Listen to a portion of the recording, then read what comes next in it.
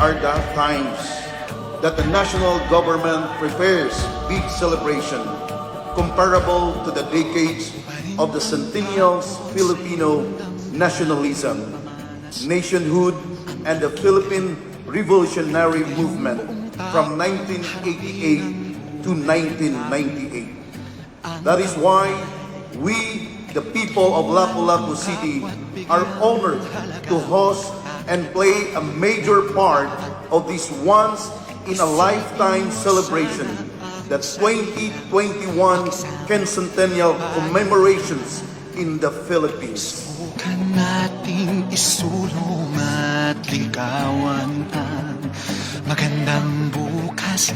Ikaw at ako magkasama tayo sa lubungin ng kinabukasan.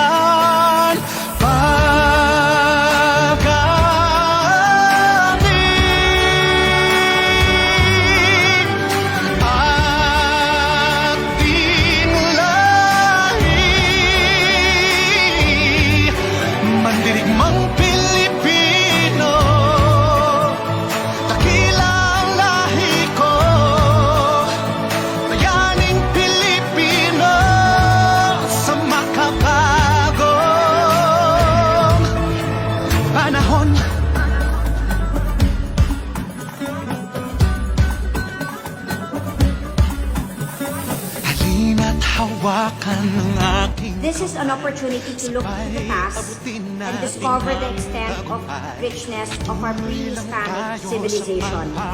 This is an opportunity to look to the future and see how an ever-shrinking world connects us all the more closely to one another. We are proud to say that the Philippines, 500 years later, is still a place of never-ending discoveries.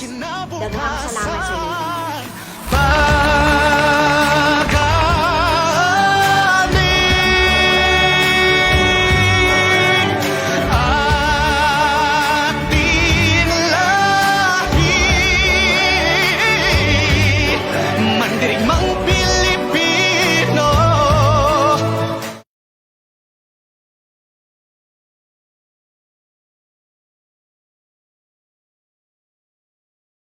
Mandirigmang Pilipino, dakilang lahi ko, bayaning Pilipino sa makabagong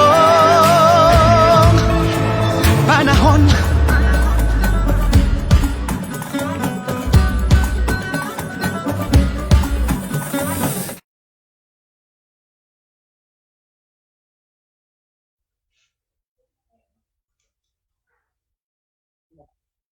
Okay. Magandang umaga po sa ating lahat mula sa Luzon, Visayas at Mindanao at ating mga kababayan. Magandang umaga sa ibayong dagat sa ating mga kababayan na dayuhan na nanonood ngayon. Ngayong araw na ito ay muli nating binubuksan ang webinar ng LHCN o ang Local Historical Committees Network na spearheaded by the National Historical Commission of the Philippines.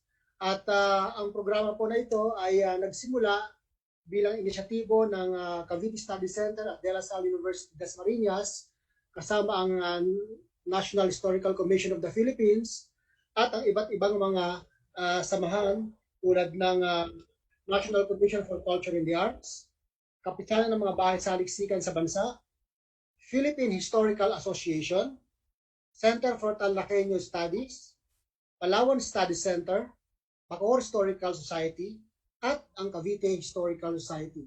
Ngayong araw po na ito ay marami ang nakakapanood sa atin dahil tayo po ay live stream sa RTVM, sa DepEd, sa NCCA at sa DFA. Of course, syempre sa NQC at sa Cavite Study Center Facebook page. Kaya kinagagalak po natin kasama ang ating mga kababayan ngayong araw na ito. At kung babalikan natin ang ating mga webinars, noong pong Hunyo, tinalakay natin ang tungkol sa tema tungkol sa ating kasarinlan o independensya. Noong pong July, nagsimula po tayong talakayin ang historiography. No? Nakafocus nga tayo nun sa NQC, yung quincentennial commemoration. Noong August, pinag-usapan naman natin ay tungkol sa historiography pa rin, pero more on general theme like oral history, historical writing. So ngayong araw na ito, ngayong umaga na ito, ay kinagagalak namin ipabatid sa inyo na pag-uusapan naman natin yung mga karaniwang concern ng ating mga kababayan. Una, yung tinatawag na cultural mapping. Dahil ang ating pong mga bayan-bayan ay nagsasagawa ngayon ng mga pagsasaliksik. Paano nga ba nila imamap o tutukuyin ang mga cultural elements, no, o pieces ng kanilang mga lugar. Pag-uusapan din natin ang pagbubuo ng mga museo, no, at makakasama natin ang isang curator ng isang museum, kailang museum dito sa Cavite, no? At mamaya rin makakasama rin natin ang isang icon, no, na eksperto sa cuisine, no, heritage cuisine. Kaya lahat po na yan, antabayanan po natin at unti-unti natin hihimay-himayin yan. No? Muli, ako po ang inyong moderator ngayon, si Manuel Calairo, ang kasulukuyang Commissioner ng National Historical Commission of the Philippines at Assistant Vice Chancellor ng De La Salle University, Dasmariñas. So, sisimulan po natin ang ating programa, siyempre, tulad ng ginagawa natin sa isang pagdarasal.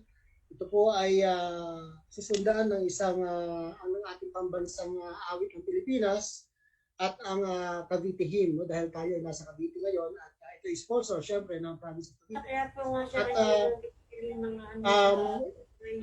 lumukay po namin o sinasabi namin na pag narinig natin ang ating pambansang awit ay tayo po ang lahat ay inaanyayahang tumayo. Kaya simulan na po natin ang ating programa, Jervil, mula sa ating prayer hanggang sa national anthem at sa Cavite Hymn.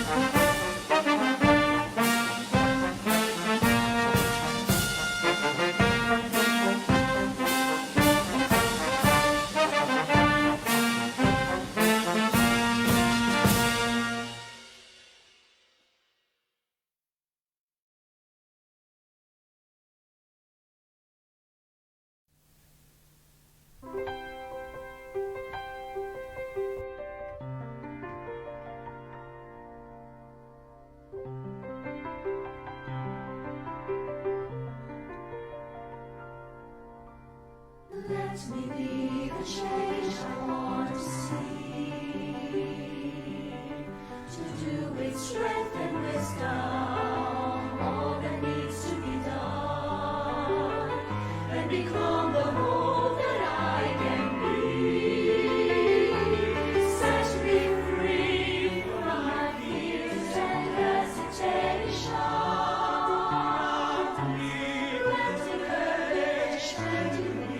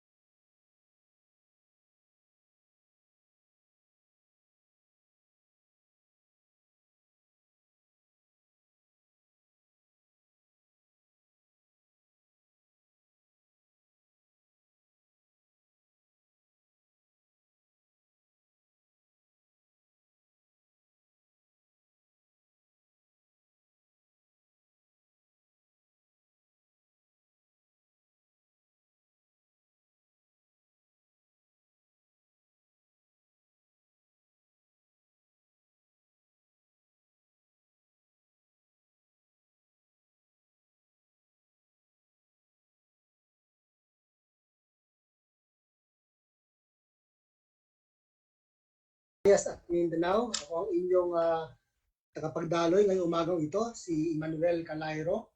At gusto ko ipabatid sa lahat na marami pong nanonood sa atin ngayon, no? Hanggang sa gusto kong batiin ang ating mga kasama sa Isla ng Calayan, sa Municipality ng Calayan. Kasama natin sila ngayon nanonood. No? At sa Visayas, sa Mindanao at sa Luzon din. So, bago tayo magsimula sa ating mga programa, syempre, nais ating marinig, no? Ang pambungad na pananalita mula sa National Historical Commission of the Philippines. Wala iba kundi ang OIC, Executive Director ng LHCP, si Ma'am Carminda Arevalo. Hi Manny. Magandang umaga po sa ating lahat. Una sa lahat, sa ngalan po ng Pambansang Komisyong Pangkasaysayan ng Pilipinas, nais ko pong ipaabot ang taos-pusong pasasalamat sa mga individual na nasa likod ng gawain ito, sa pangunguna po ng ating masipag na Commissioner, Dr. Manny Calairo ng De La Salle University, Dasmariñas, sa Pangulo ng Kabansa, ang ating kaibigan, Mr. Ryan Palad, sa ating mga resource persons na sila Director Cecille Gelicame ng Museo De La Salle, ang ating tanyag na food historian, Mr. Guillermo Ramos, and our very own Ms. Paulette Berduz, curator ng museo ni Emilio Aguinaldo. At sa ating LHCN staff and QC staff na nagsisilbing sekretariat sa mga serye ng mga panayam na ito, magandang umaga. At higit po sa lahat, nga pala, sa lahat ng mga LHCN members at magiging membro pa lamang, maraming salamat sa inyong pakikiisa at pakikilahok sa mga panayam ngayong umaga. Cultural heritage is our birthright as a people, as it defines our identity as a nation. It is our connection to the past and the future, our pride as a people. It is therefore necessary that we impress upon the present and future generations the value and significance of our cultural heritage and exert all possible effort to protect and conserve our heritage, lest it be lost to posterity. Hence, laws that will help conserve and protect heritage are essential. But why is it that despite the existence of laws, heritage is still often at risk? Are laws not sufficient to conserve and protect heritage? Hindi pa sapat ang ginagawa ng pamahalaan upang mapangalagaan ng mga ito? While laws are in place, they are not enough to completely protect heritage. There ought to be synergy between the government and different stakeholders to make the system of heritage protection and conservation work. The NHCP acknowledges the significant role of stakeholders in heritage conservation and efforts were made to engage their active participation. Kaya naman po, nagagalak kami na sa pag-organisa ng Local Historical Committees Network ay lalong naging masigla at napaigting ang pagpapahalaga sa ating pamanang yaman. Kayo ang aming katuwang sa gawain ito. Mahalaga ang papel na ginagampanan natin sa pangangalaga ng ating mga pamanang yaman. Kailangan pagtulong-tulungan natin ipabatid sa ating kapwa Pilipino ang kahalagaan nito at kami sa NHCP ay lubos na nagpapasalamat sa inyong pagtalima sa panawagang ito. Heritage awareness and appreciation are necessary to engage the citizenry in the preservation and protection of heritage. It is interesting to note that there are signs of growing public awareness and appreciation of heritage, which indicate a positive environment for heritage conservation. And your zeal, passion, and vigilance in safeguarding our cultural heritage is a proof to this. Even there exist strong laws and funds are available to protect our cultural heritage, if the commitment of the stakeholders or community is lacking or poor, there will still be serious problems in heritage conservation. We have to work together if we want our rich cultural heritage to be enjoyed by the future generations, and it is through our cooperation, commitment, and dedication in protecting our heritage that will make this happen. Yun lamang po, maraming salamat at hangad namin na ang gawain ito ay magiging makabuluhan at kapakipakinabang sa ating lahat. Dalangin din po namin ang maayos na kalusugan ng lahat at kaligtasan sa gitna ng pandemyang ito. Muli magandang umaga po at mabuhay tayong lahat. Maraming salamat po, Ma'am Minda Arevalo, ang OIC Executive Director ng NHCP. At syempre, ang mga programa natin na ito ay suportado syempre ng NHCP Board. No? Tunay na tunay, ang sabi ng ating Executive Director, ay ito yung paraan, no, para mag-reach out tayo sa ating mga kabayan, lalo-lalo na sa mga regions, no, sa mga probinsya. Kaya nga meron tayong LHCN, o Local History Committees Network, no, para nakapasok tayo sa natawag na grassroots connection. At siguro isang halimbawa ng connection sa grassroots ay itong ating guest ngayong araw na ito, no, ay siya po ang Pangulo ng Kabansa, o ang tawag natin dito ay Association of Study Centers of the Philippines, o Kapisanan ng mga Bahay-Saliksikan sa Bansa. Hindi ko na po pagtatagalin. Siguro, bukod sa kanyang being president ng Kabansa, siya po ang director ng GSIS Museum. Ang tinutukoy ko po ay walang iba kundi ang ating kaibigan, cultural worker, sigurado ito, no? Si Mr. Ryan Palan. Sir, good morning. Magandang umaga sa ating lahat. Ang Kapisanan ng mga Bahay-Saliksikan sa Bansa o Kabansa ay bumabati sa Cavite Studies Center, Salle University, Dasmariñas, NHCP kasama ng iba pang institusyon sa pagtataguyod ng webinar na ito. Time and again, with pandemic or without pandemic, we in Kabansa highly encourage our members to offer activities, either seminars, conferences, or now through webinars. The pandemic has opened another window for our local researchers to be heard, this time inside their comfort zone. We no longer need to travel and look for speakers. Instead, we are given privilege to see them and speak with them, hear them, share information with them, and make other exchanges. Patuloy na napapanahon ang paksang preserving our heritage dahil ito lagi ang hamon sa atin. Paano mapapangalagaan ang pamana? Pinakabasehan ay kung paano tutukuyin ang pamana na alam kong ibibigay mamaya ni Miss Cecille. Ilan sa maaaring produkto ng cultural mapping ay ang pagtukoy na rin sa culinary heritage, maging ang mga bagay na pwedeng ilagay sa museo at kung papaano patatakbuhin ang isang museo. Tunay na magkakaugnay ang mga pagtalakay na ito ngayon. Ang mga ganitong paksa ang palaging isinusulong ng Kabansa, lalo pa at nakatuon kami sa local study centers na nasa iba't ibang panig ng bansa. But preserving our heritage is not just a simple task. We have all the heritage guidelines, international charters, even laws, such as our very own RA 10066. And what have you? And still, we end up losing our heritage. Why? Because, for me, we still lack appreciation. We still need to educate many of us. And we need more leaders who will strongly implement these laws, charters, and guidelines. Preserving our heritage is not only for today, but for the next generation. Then, let us do our share. Salamat po. Maraming pong salamat, Kabansa President Ryan Palad. No?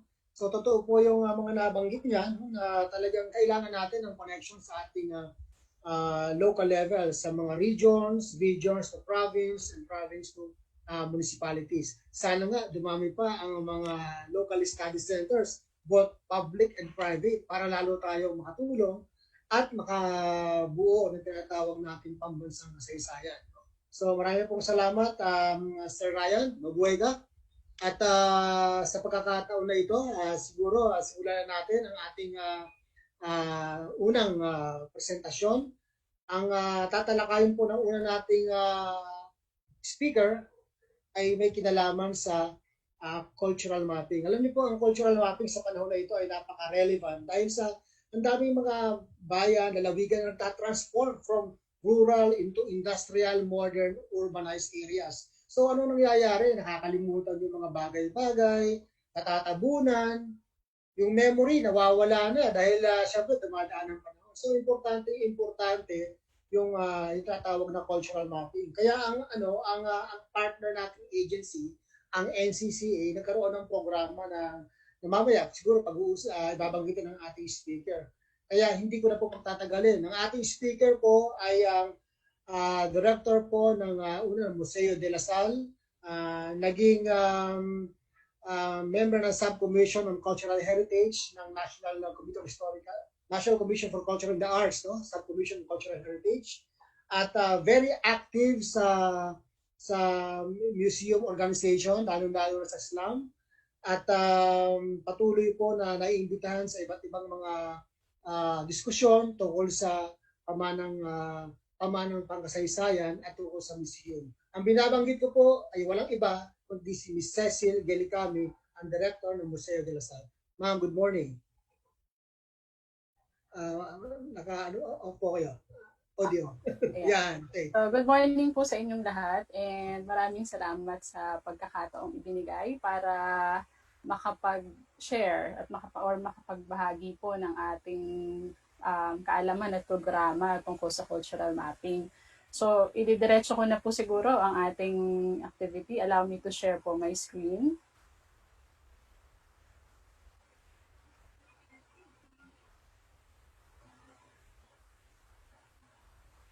Sorry.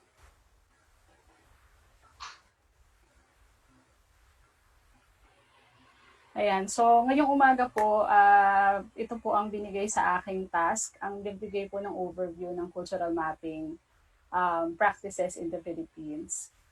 Very briefly, sabi nga po ni Dr. Carairo. So ngayon po, kami po sa level po ng Museo de la Salle, meron kaming mga kinikreate na mga programa tungkol sa safeguarding cultural heritage in the Philippines. And we realized that meron pa rin po pala tayong mga konting tinatawag natin na siguro confusion o pagkakalito kung ano ba talaga ang sinasaklaw ng kultura. Yung ganun ka-basic minsan yung ating palang dapat itinuturo sa mga bata. Actually, nagsisimula ito dapat sa basic education pa. So ano nga bang sumasaklaw sa kultura or what is culture? Sabi nito, complex whole which includes knowledge, beliefs, arts, morals, laws, customs. Tutuusin parang lahat-lahat na any other capabilities and habits. Pero pag tinanong mo ang isang tao, anong culture sa'yo? Na-associate nila ito minsan sa arts, sa old churches or anything old. Pero pag inisip mo, ang kultura pala ay beyond that, beyond tangible kung tutuusin. Kasi marami itong sinasaklaw. Okay? So sabi rin sa UNESCO, saklaw din ito yung spiritual, material, intellectual, kasamang emotional features of a society or a group. At it encompasses arts, literature, lifestyles, and ways of living, value systems. So marami talaga. Ang malinaw dito, yung culture ay nagbibigay sa atin ng ating pagkakakilanlan. Sino ba talaga tayo? Yun po ang nagiging distinction ng isang society, yung kanyang kultura. So what is cultural heritage? Yung cultural heritage naman, this is, pag sinabi po natin, narinig po natin yung salitang heritage, pag tinagalog natin ito ibig sabihin ay pamana. So ano ba yung ipinapamana? Para yung lola mo, ipapamana yung kayamanan niya sa'yo. So ibig sabihin ito ay generation it talks about generation. One is being passed on from generation to generation. So that is pamana or heritage. So ang cultural heritage, anong aspeto ng kultura ang ipinapamana at ipinapass on o pinapasa for posterity? Yun po ang cultural heritage. So ang tanong, ano yun? So what is cultural property now? Yung cultural property naman, all products of human creativity. It can be tangible, it can be intangible, and all this cultural property will reveal the identity or pagkakakilanlan ng isang society, isang grupo ng mga tao. So, bawat isang grupo ng society or or lugar, may kanya-kanya silang distinct cultural practices, leading to them producing very distinct cultural properties as well. When we say distinct, it doesn't have to be unique. Kailangan lang distinct. So, yung suman, hindi porke nagsusuman na yung isang lugar, hindi mo na i-recognize na may suman ka din. Because there are very many buying suman. But this suman makes you distinct, parang ganyan. So, hindi kailangan unique, but distinct. And distinct means malalim. May mga several reasons why this can be very distinctly part of your culture. So cultural property also includes natural history specimens and of course sites. So when we say cultural properties, this can be private or publicly owned, movable or immovable, tangible or intangible. Ito po ang mga concepts natin na dapat maintindihan when we talk about cultural heritage and most specifically about cultural mapping. So sa Pilipinas, we've been very may marami na rin pong developments na naganap pagdating po sa aspeto ng safeguarding cultural heritage. Lalong-lalo na po ang pagkakaroon po ng Republic Act 166 or tinatawag nating National Cultural Heritage Act. So ang primary or ang mga key elements po ng RA 166 ay protect, preserve, conserve, and promote the nation's cultural heritage and its property, histories, ethnicity, and local communities. So, mayroon po itong mga mechanism o may mga nabanggit dito kung paano natin gagawing mas matatag or paano yung mga strategies na pwede natin gawin para ma-safeguard and ma-promote ang ating Philippine cultural heritage. So, ano ang vision nito? Ang vision po ng cultural heritage ngayon ay magkaroon ng pagbabalanse ng nakaraan, recognizing also the development of present. So kasi ang sabi nga ni Dr. Calero kanina, marami ng mga developments ngayon sa mga local communities, marami ng mga structures na dinidevelop kasi ang isa sa mga indicators ng development ng isang lugar ay infrastructure. So itong indicators na to minsan bumabangga sa konsepto ng safeguarding cultural heritage. While we respect development, we also would like to respect safeguarding our identities. Ngayon, ito yung pangarap natin, paano ito babalansehin? Paano ito i-integrate? Paano magkakaroon ng holistic approach na walang isa sa sakripisyo? May development, pero may recognition of may safeguarding or preservation of the evidences of our identities. So ito yung ating pangarap. Ito yung mga bagay na ang efforts natin ay dapat sabay-sabay at sama-sama. Kaya tayong mga nasa sektor ng kultura, hindi natin to kayang gawin mag-isa. Kasi hindi natin pwedeng i-impose yung mga gusto nating mangyari without taking into consideration also the development plans of our localities and our communities. Kaya tayo nagkakaroon ng cultural mapping. So what is cultural mapping? So cultural mapping is really identifying and documenting our local cultural resources. So parang kung alam mo na kung ano yung cultural resource ng isang lugar, halimbawa, let's go back to, halimbawa, sa Cavite, kung ang pag-aasin ay identified o irasan, ay identified as a cultural property. Kasi dying ang pag-aasin o irasan sa Cavite. So identified siya as a local cultural property, meaning isa ito sa mga malinaw na pagkakakilanlan sa bayan ng Cavite, lalo na yung malapit po sa coastal o sa dagat. Part ng identity nila yan. So na-identify mo na, i-document mo na ngayon. Ano ngayon mangyayari pag na-document mo? Pag na-document mo na siya, meron tayong sistema through cultural mapping on how to document that, including stories and all. Anong gagawin mo doon? I-record. Pag na-record mo na, i-preserve. Pag na-preserve mo na, promote. So sa bawat isang aspeto na to, may mga strategies na dapat ginagawa. Katulong ng mga heritage advocates, katulong ng community, katulong ng pamahalaan o ng gobyerno. So para holistic at integrated yung ating mga approaches. Pangarap yan na gusto nating ma-achieve through sa cultural mapping.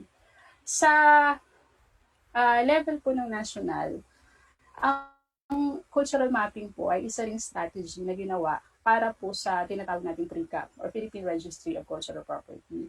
Pag tinignan po natin, minsan yung ating mga researcher or yung mga estudyanteng nag-aaral ng heritage, naghahanap po sila ng listahan, inventory. Tapos sabihin, halimbawa, sa bayan ng Cavite, kasi Cavite-based nga po ang Museo De La Salle at tayo. Sa bayan ng Cavite, we're very fortunate that we have a prolific writer like Dr. Calairo. Kung wala po yung writings, halimbawa ni Dr. Calairo on, say, ancestral houses in the province of Cavite, yung Sulyap, o kaya yung recording of the churches in Cavite. These are cultural mapping data, baseline data. So, ang mga researchers, maghahanap sila, saan po kaya pwedeng makakita ng mga listahan ng simbahan sa Cavite? Kasi mag-research po kami ng mga lumang simbahan. Wala tayong ibibigay. So, saan po kaya ang mga listahan ng mga lumang bahay sa bayan ng Imus? Kung hindi na cultural mapping ang Imus, anong ibibigay natin sa mga ito?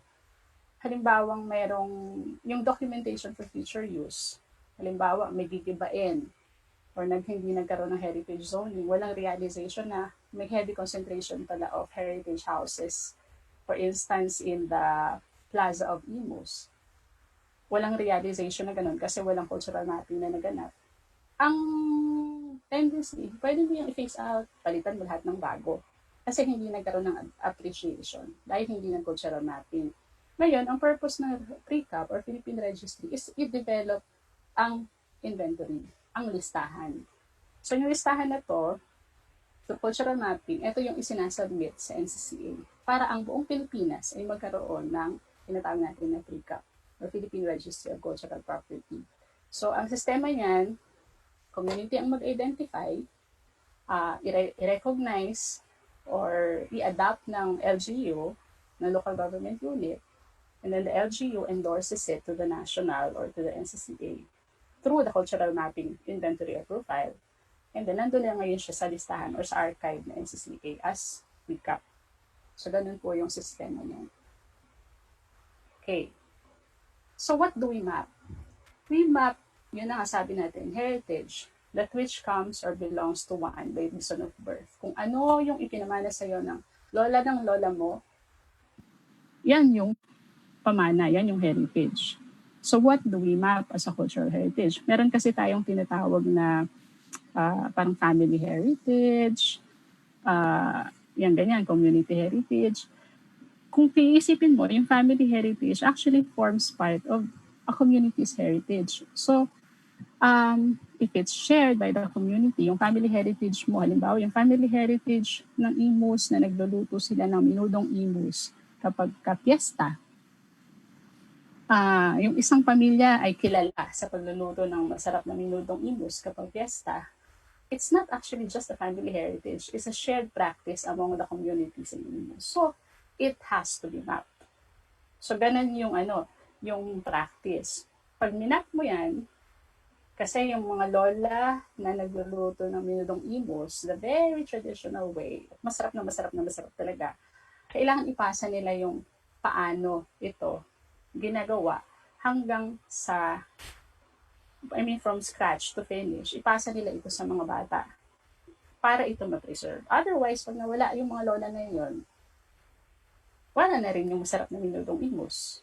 So that's a type of cultural heritage that we'd like to map. I'm talking only of culinary heritage, pero marami pong aspeto ng heritage na dapat natin i-record or i-map. So in the level of NCCA, recognizing that there's a need to do the inventory or the PRECAP, kasi paano natin malalaman kung ano yung poprotektahan natin kung wala tayong listahan? Paano natin malalaman kung ano yung dapat natin i-safeguard kung hindi natin alam kung ano? So we embarked on a project called Project Busila. It's a cultural mapping for local government units. So bakit LGU? Yun yung question. Kasi pwede namang kumartner sa eskwelahan, pwede namang eskwelahan yung gumawa ng mga cultural mapping, pwede namang gumawa yung mga concerned citizens sa sarili nilang cultural mapping. Pero bakit LGU? Well, LGU is the NCCA strategy because it's a national agency. And kaya din, kasi para ang recognition ng NCCA, hindi naman kayang gawin mag-isa ng sektor lang natin. Kailangan talaga nitong lagyan ng lagyan ng ugat sa pamamagitan ng mga batas, kung ano man yung madidevelop para sa in relation to the cultural mapping outputs after. And then, kailangan din ng LGU kasi sino bang magpo-protect nito? Wala namang may capacity kundi ang gobyerno. So, dapat ang i-convert natin sabay-sabay ay ang ating pamahalaan. So, in recognition, they too must be educated for us, for them to be part and embrace our advocacy. They should be part of this and should be converted. So, ganun yung isa sa mga, at least yun yung aming isa sa mga drive. So, why we chose Busilak? Busilak, nung bini-brainstorm namin yung Busilak, magkakaiba kami ng mga probinsya ng galing. May Bisaya, may Mindanao, may Tagalog, may galing ng North. And then we were saying, what word will capture our desires and aspirations? And then this word of Busilak came out. Busilak is to see things with new eyes, to see things under a new light. Because what do we do when we teach cultural mapping? We teach lensing, cultural mapping lensing. Kasi actually, ang nangyayari, we take for granted the things we do every day. We take for granted the sinigang. We take for granted the adobo. We take for granted the cacao. We didn't realize or recognize that these are actually part of our identities. We take for granted the suman because it's there in the palengke every day. But we didn't recognize that they're actually part of our identities. And only when you realize and you're taught that there's this thing such as a cultural lens or seeing things with new eyes, will you be able to recognize that, hey, this is important to us, we need to protect this, we need to safeguard this. So that's what Busilak is all about. And so we embarked on a project like that. Now, objectives is one, really to respond to the Republic Act 166, which is the development or production of the inventory for the pre-CAP. Second is to appreciate the value of our cultural resources. Ito nga yung lensing, cultural lensing na itinuturo natin kapag nagpo-conduct tayo ng cultural mapping. Of course, we also teach research methods. Kasi hindi naman pupunta ka lang sa community, ay, ayan, o, sulat mo, hindi ganon. Meron tayong very scientific manner of field research. That's what we teach when we do cultural mapping. Of course, after that, we teach how to consolidate the local profile, generate eventually the baseline data, and of course, may analysis part to recommend mechanisms to integrate profiles, baseline statistics, kung paano gagamitin ng LGU for development. So yan yung pinaka-aim ng cultural mapping. So, this specific cultural mapping of NCCAs for LGU is eclectic in a sense na it puts together several techniques or several models. Hindi siya isang model, hindi siya imposed model. It factored in many other cultural mapping models that were being undertaken in the country already. So we factored in Eric Cerullo's model, Prospero Cabal model, may UNESCO model. Actually, marami pa. So ito lang yung mga main, pero marami pang iba't ibang models na ginamit. And then we put them together to at least produce the ideal one based on our experiences. So what do we map? We map these concepts. Ito yung mga dapat natin tandaan for purposes of familiarization. There are these types of cultural heritage: intangible or tangible, movable, immovable, natural or cultural, personal or communal heritage. So this is the cultural heritage domains that are being used in the NCCA's cultural mapping model. So ito yung mga minamap natin, 7, tama ba? 6. 6 na elements yung minamap natin. Pero nagbe-break out kasi yan yung mga marami yung in-betweens. I will discuss it later very briefly. So these are the domains that we're mapping when we do implement it for LGUs. So natural heritage, tangible, movable heritage. I'll cite samples later. So tangible, immovable heritage, intangible heritage, significant personalities and institutions. So that. How do we assess now what cultural elements must be mapped? So, importante kasi, heritage. So, meron tayong criteria. In the tangible, immovable, like structures and old churches, the law states 50 years up.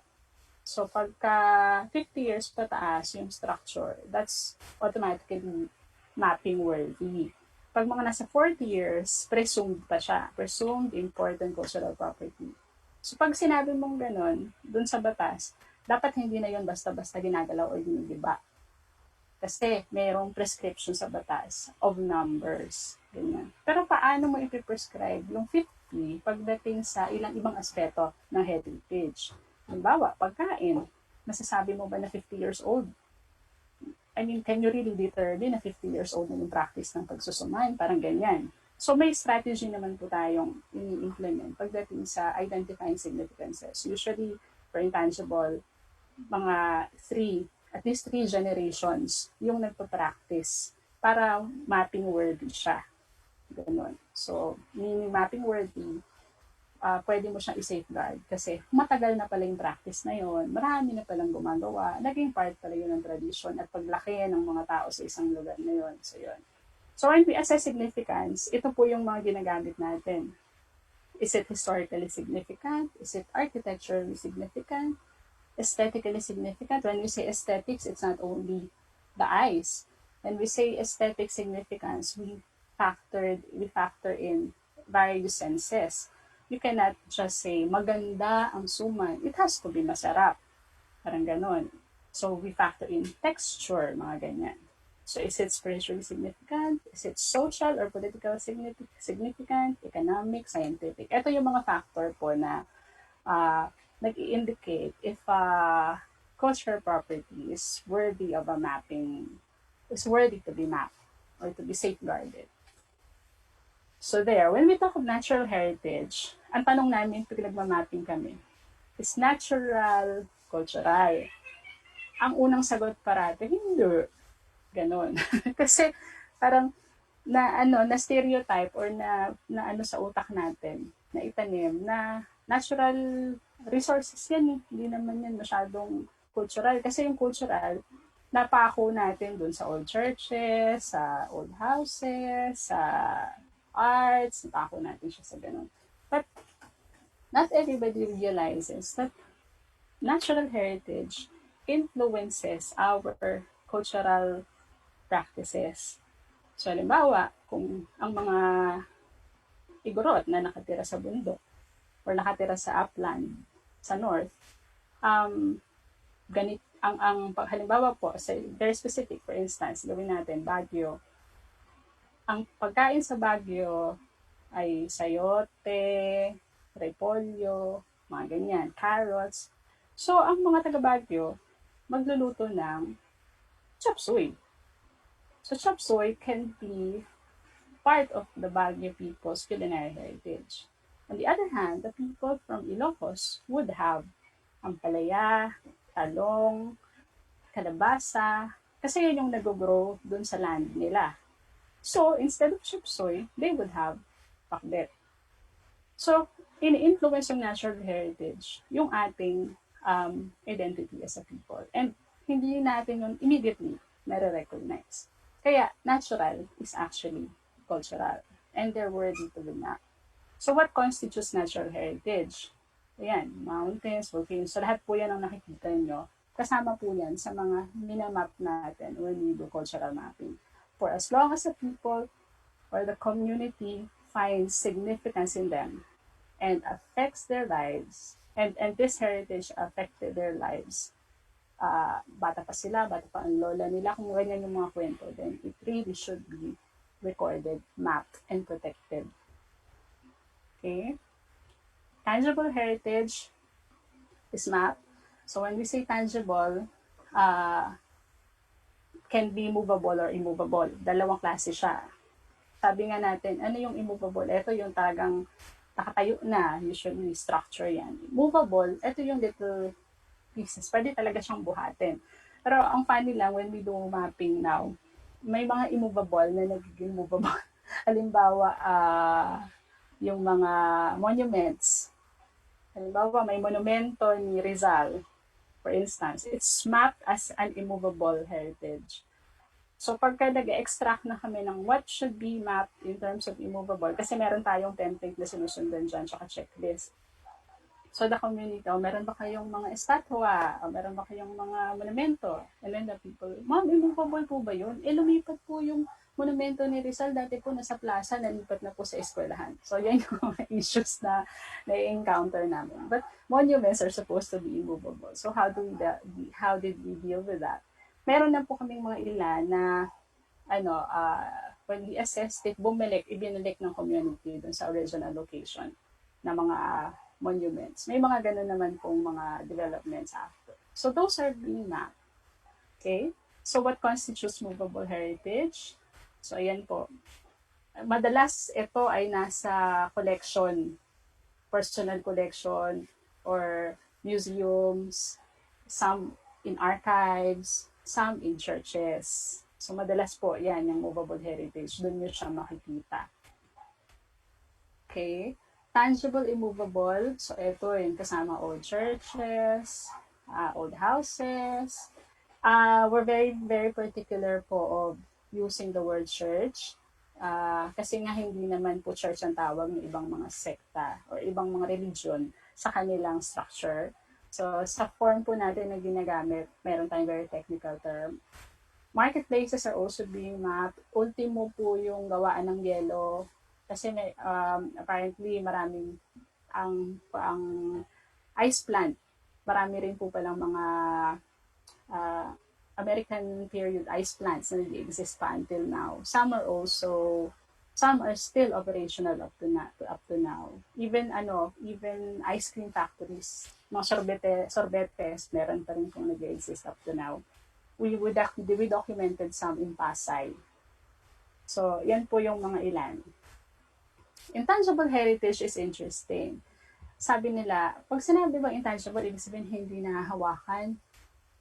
So parang napaisip ko, bakit hindi naman talaga exactly hindi nahahawakan? It's actually beyond that.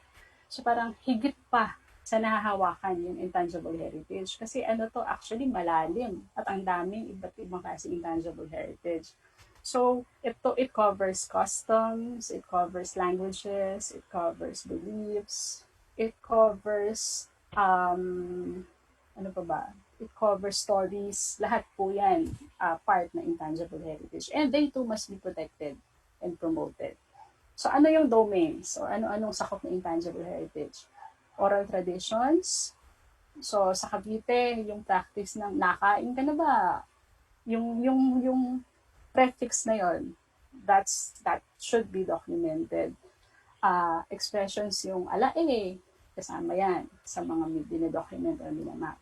Performing arts, may mga traditional practices na mga sayaw, ganyan. Kasama rin po yun. Social practices, of course, marami yan. Procession, Santa Cruzan, yung mga obvious, kasama po yan. Pagbibinyag, kasal, kasama po yun. Knowledge and practices concerning nature and the universe, these are interesting. May mga practices po na document kami that could actually be used as indicators or as warnings for disasters, for possible disasters to happen. For instance, there's this one story in Capiz that said na when Typhoon Yolanda hit or before it hit, may mga langgam daw na umakyat sa kisame and many other insects na hindi naman usually lumalabas, naglabasan. So, alam na ng mga community na may malaking ulan at malaking baha na mangyayari. Kasi flood prone pala yung area nila. So they evacuated early and moved their furniture pieces at the second floor of their houses. So maraming hindi napinsala. So mga ganyan. In Santa Rosa, we map iba't ibang klaseng tawag ng hangin. Kasi ang Santa Rosa ay merong lakeside. Hindi nila na-realize na very distinctly, meron palang tawag sa hangin ang mga mangingisda. And this practice extended up to Binyan. Kasi magkamag-anak lang sila. So, maganon. And they documented that when they did the mapping. Very interesting practices which should be preserved and passed on. Okay? Traditional craftsmanship, kasama na dito yung weaving, textile making, and all. Okay. So, what do we do with culture mapping? Increase knowledge and appreciation. Kapag nakapag-try kayo mag-map, automatically you become converted and advocates. Yung Busilak mission, na-embrace mo yun. You will start looking at everything differently. So, yan yung aming realization in doing mapping for some years already. So, uses, identify previously unknown resources and activities. Fresh perspective, of course. Gaining objectivity and overview. So, lahat ito. And of course, sumalaki yung network mo kasi ultimate community na pupunta mo, kasulok-sulukan ng community. Okay. So, yan. Meron ding locating gaps, distribution of resources. When we say distribution of resources, when you do mapping, that's when you realize na may mga certain concentration yung mga resources. Halimbawa, sa plaza, nandun pala ang mga old houses. So, magkakaroon ka ngayon ng realization na kailangan ko lang protektahan itong plaza. Halimbawa po sa Imus, kailangan pala, napakarami pa ng old houses sa plaza ng Imus that need to be protected. Kasi halos intact at lahat halos may nakatira pa. So, may mga ganun realization. In Santa Rosa, importante din pala ang lakeside. Kasi yung mga isda pala at yung mga pagkain pala dun sa lakeshore at ng mga tao na nakatira sa lake should also be recorded and mapped because they too are part of our identities as people of Santa Rosa living by the lake. So, mga ganyan. So, magkakaroon ka ngayon ng ganyang realization when you do cultural mapping.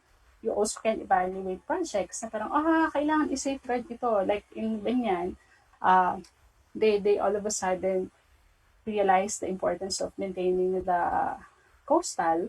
So ngayon meron silang mga development efforts doon na hindi lang livelihood, kundi cultural din in aspect. Kasi nga, kailangan mo talaga siyang i-fuse yung dalawang yun for safeguarding. So, also uses in the present, looking to the future. It can be used for cultural planning, purposes of education. One good example is Cuartero in Capiz. They documented folklore, yung bawa, sa lawa ng bawa.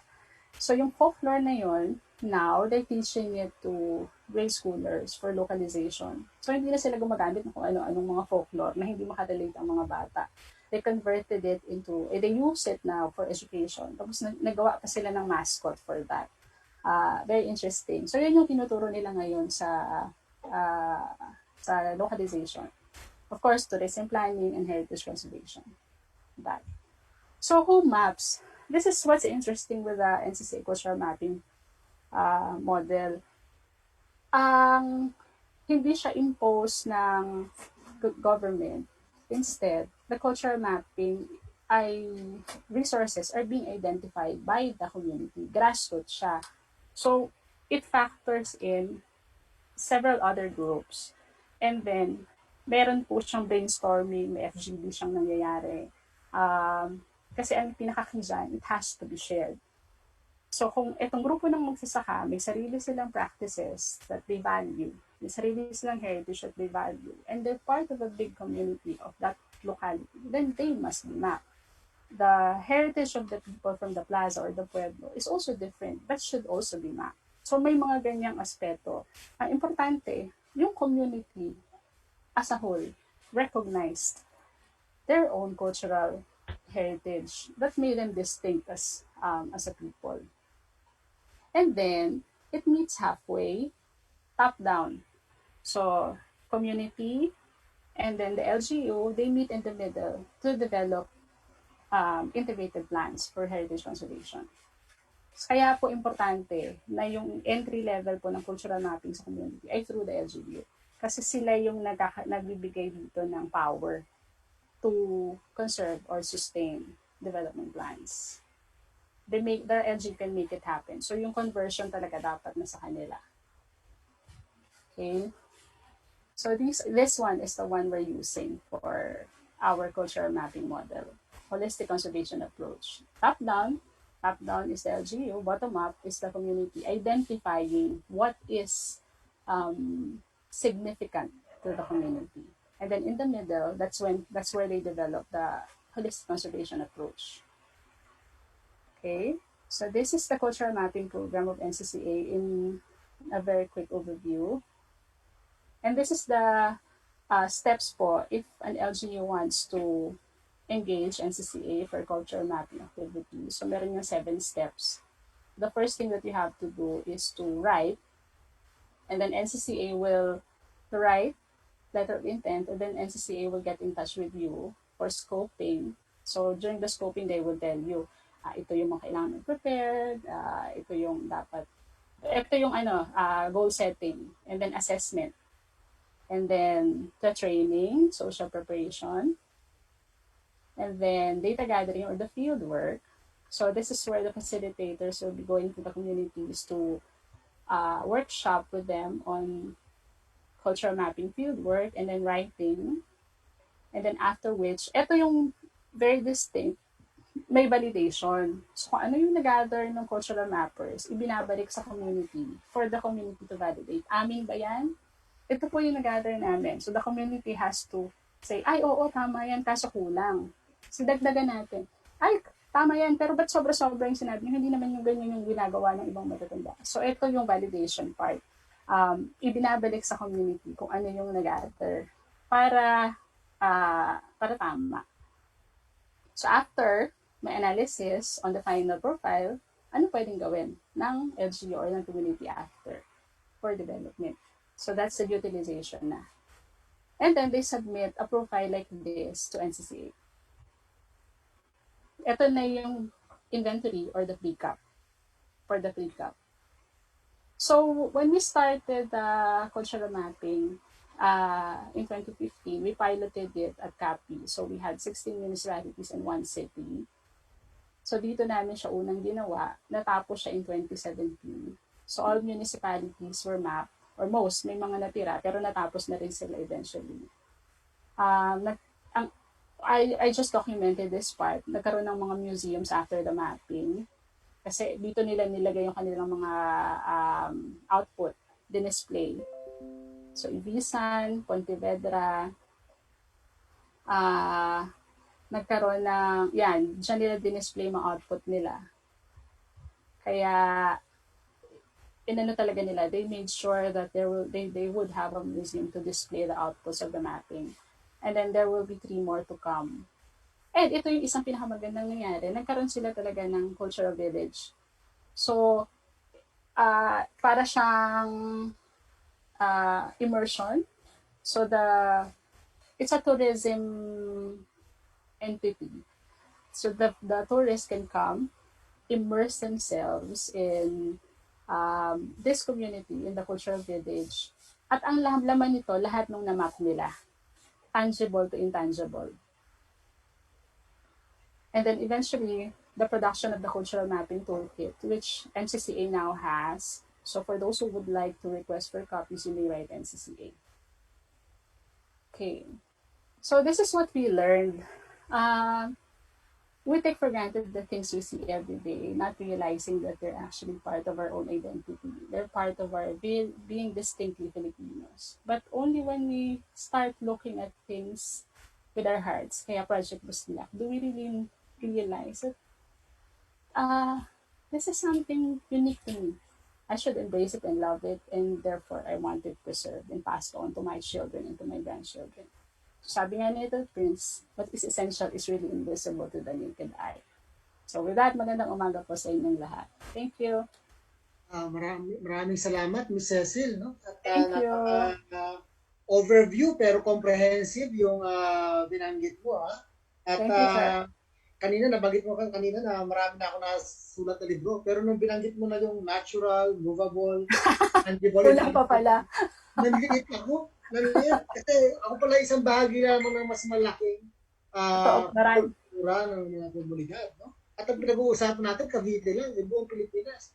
Exactly, Siguro you sir. will agree with me pag sinabi natin na this cultural mapping work is a pioneering work. No? Pioneering work. The toolkit, sir, of developed by the NCCA is a pioneer in itself because ano tawag mo dito, because of the effort put into it to develop or to factor in several other models being used. So, ganyan siya. Tsaka hindi siya imposed kasi So, grassroots level din siya. So, may factor talaga yung parang FGD, yung focus group discussion element. Ano nga, participatory research, sir, is what it's all about. Isipin mo yung binanggit mo kanina yung sa Capiz. Isang probinsya lang yun. Ilang probinsya meron ng buong Pilipinas. That's So, true. kung lahat yun ay ating isa-isahin na siguro talagang kinakailangan natin ng budget ng Congress para isa-kuha yan. Hindi ba? Marami pa actually gagawin, sir. Kasi Marami pa lang, parang tip pa lang yung ating nasimulan. No? At the moment, sir, there are 142 LGUs na nag-engage with NCCA on culture mapping. Pero hindi pa ito tapos lahat. So, 142, imagine, ilan yung meron sa buong Pilipinas? Yeah, kailangan talagang simulan. Kasi ito sa amin, no, sa konteksto ng history. No? Kasi alam naman natin, meron tayong tinatawag na national history. Sabihin natin national heritage. No? Pero syempre, ang concept national should be concretized dun sa mga local countries. No? Yes. So, kung ang pinag-uusapan natin ngayon pa lamang tayo mag-embark ng ganyang klase ng activity, cultural mapping. Ibig sabihin, yung national concept natin ay parang mythical pa rin hanggang sa ngayon. Ano? Dahil siguro it's more of an outline of big events or big happenings. Pero yung mga minute details, hindi pa talaga siya nado-document through cultural mapping. Kaya, di lalo-lalo na siguro yung mga nasa mga far-flung areas, may mga problema, politically, socially. And they must be mapped too. Dapat ma-document din yan, Dapat ma-document at hindi lang po sabi nga ng Cecille, hindi lang po isang tao gagawa niya. Unity. Sama-sama ang komunidad. Pero syempre, ang suggestion, LGU ang mamuna. Diba? Dapat. Dahil meron silang siguro yung leadership. Saka state. Yes. Actually, nainip nga yung aking cellphone. Ka-message ko si Miss Cherry Cuevas ng NPDC ng Calayan. No? Kasi ang Calayan ay nasa dulo ng nasa northernmost part ng Cagayan, no? Malaki. At they are planning to have yung kanilang tourism plan. So tama-tama na i-package itong mga ganitong klase ng kasi dito makikita yung culture, no? Yung kultura, identity eventually, tama, no? Identity. Sabi nga natin, sir, cultural resource, parang natural resources yan. Ano ang meron ako? Tapos ito yung resources ko, ito yung gagamitin ko for whatever purposes I can imagine. So for development usually. So yung natural resources natin, parang matagal na napapag-aralan yan, di ba? Yung mga cultural resources meron tayo na pwede natin gamitin. Yun din yung palaguin natin at i-preserve at the same time. Ganun yung yung concept. Yeah, cultural baseline, no? Yes. That's what we're trying to get through the cultural mapping, the baseline. Yeah. At sa araw na ito, tayo po ay naka-live stream sa DepEd, no? At alam natin ang DepEd meron niyang yung tinatawag na resource, no? Mga resource materials na tamang-tama kung meron kang cultural mapping, magagamit ng mga teachers para ituro sa mga kabataan yung local culture, yung kanilang identity as a people, no? So, sana nga, kaya collaboration, no? Siyempre, ang NCCA, no? Ang promoter ng cultural mapping.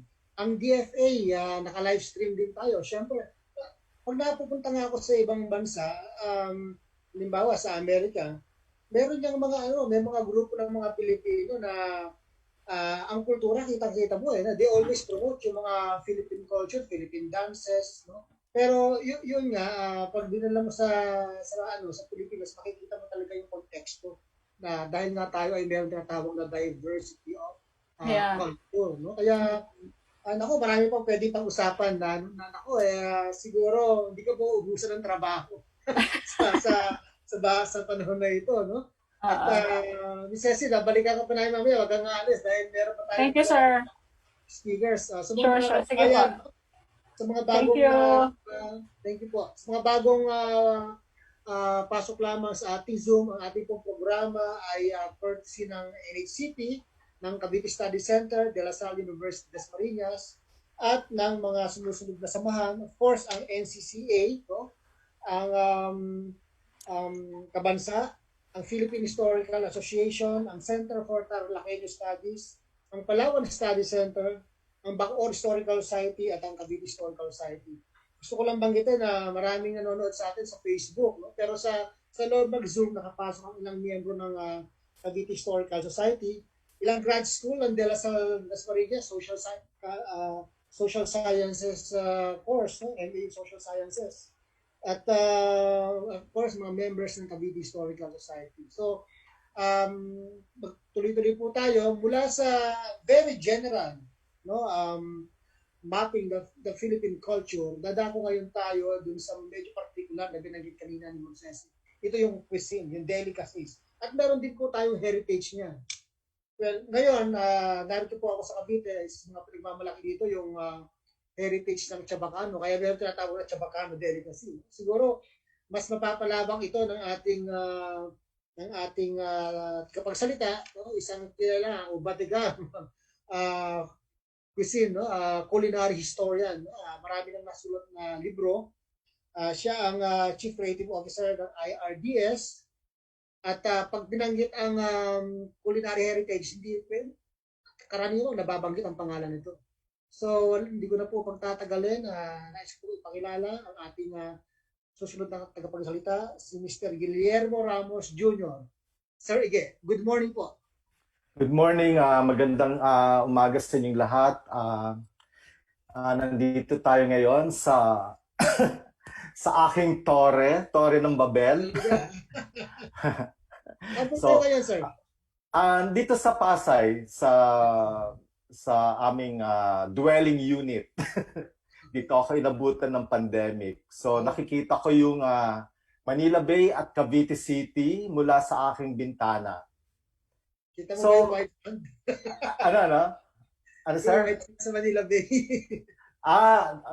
Yun. Maganda. Yung view ko kasi like hindi ko rin namimiss yung Cavite. Nakikita ko siya yung peninsula. Yes. So somehow, like we're okay. We're fine. At You have the floor now. Yeah.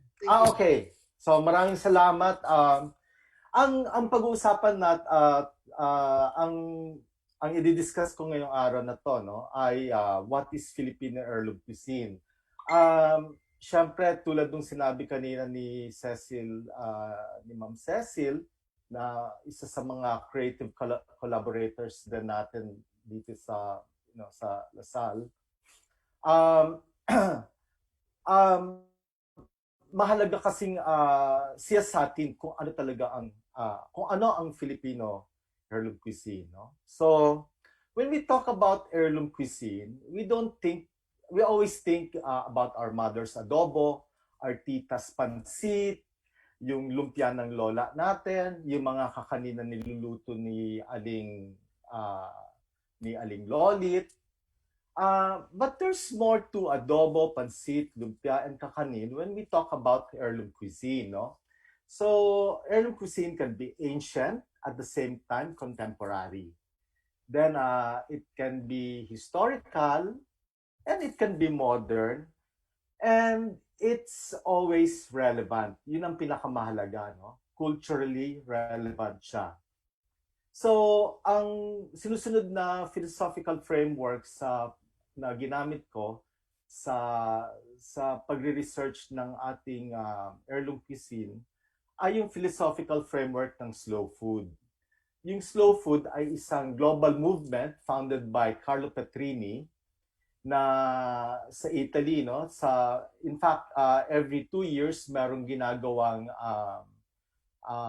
parang malaking meeting, no, convention sa Italy. I was able to attend in 2018. In fact, dapat this time of the year, dapat nasa Italy ako for the annual slow food event called Terra Madre or Mother Earth, no, in English. Kasi naniniwala ako na ang slow food kasi naniniwala ito yung yung parang slogan nila, no? Food that is good, clean and fair. So kung isasalin mo sa salitang Pilipino yung filosofiya ng slow food na good, clean and fair, ito ay mabuti, malinis at makatarungan. So ano yung mabuti or good or buono in Italian, no? Ito yung masarap na pagkain. Ano yung clean? Clean, ito yung sinasabi nating malinis, hindi ginamitan ng pestisidyo, at the same time, yung fair is makatarungan. Ibig sabihin, yung pagkuha mo ng pagkain ay makatarungan. Hindi ka ng api ng mangingisda, hindi ka ng api ng mga nagbebenta sa palengke, hindi ka ng api ng magsasaka. So, mahalaga talaga yung pagkain na yung sinusunod na yung filosofiya ng slow food na good, clean and fair. So, sisimulan ko yung aking slide presentation. So, bridging the past and the present, what is heirloom, no? So, una kong present to sa Slow Food Convivium, sa Slow Food Manila Convivium 3 years ago. But I think it's still very, very relevant, no? Kasi normally, I would talk about Cavite cuisine or galleon trade. But siguro for me, mas relevant to ngayon dahil I want to talk about nga heirloom, no? Kasi nga yung heirloom, yung tulad nung sinabi ni Cecille kanina, no? Yung about culture. Yung culture kasi, when we talk about culture, pag sinabihan mo yung isang bata, ang kultura sa kanya, parang yung napanood niyang folk dance or yung pagkanta ng bahay kubo, yun ang culture. Pero siguro dapat isipin natin, ang culture is something you do without thinking about it. So nangyayari lang ito, halimbawa, paano ka kumain? Bakit ito ang niluluto mo? Saan galing niluluto mo? Ito yung kultura, no? So, magsimula tayo sa ito, ang specialty ni Dr. Calairo, no? Ang history, no? So, ginamit ko yung visual metaphor, yung sibuyas na parang layers and layers of time in Philippine history. So yung ito yung pinakalabas, no? Ito yung 21st century kung saan tayo dito. So hindi ko na i-discuss yung kung ano yung kasaysayan natin. So gusto ko lang ipakita na from the 21st century hanggang sa kalooban ng ating kung saan tayo nagsimula ay about 3000 BC or 3000 BCE, kung saan nagsimula talaga, kung saan galing ang dun sa Austronesian migration, no? So nagsimula sa atin yung doon tayo magsisimula. Ito yung parang starting point natin, no? So ito yung Austronesian region. So briefly,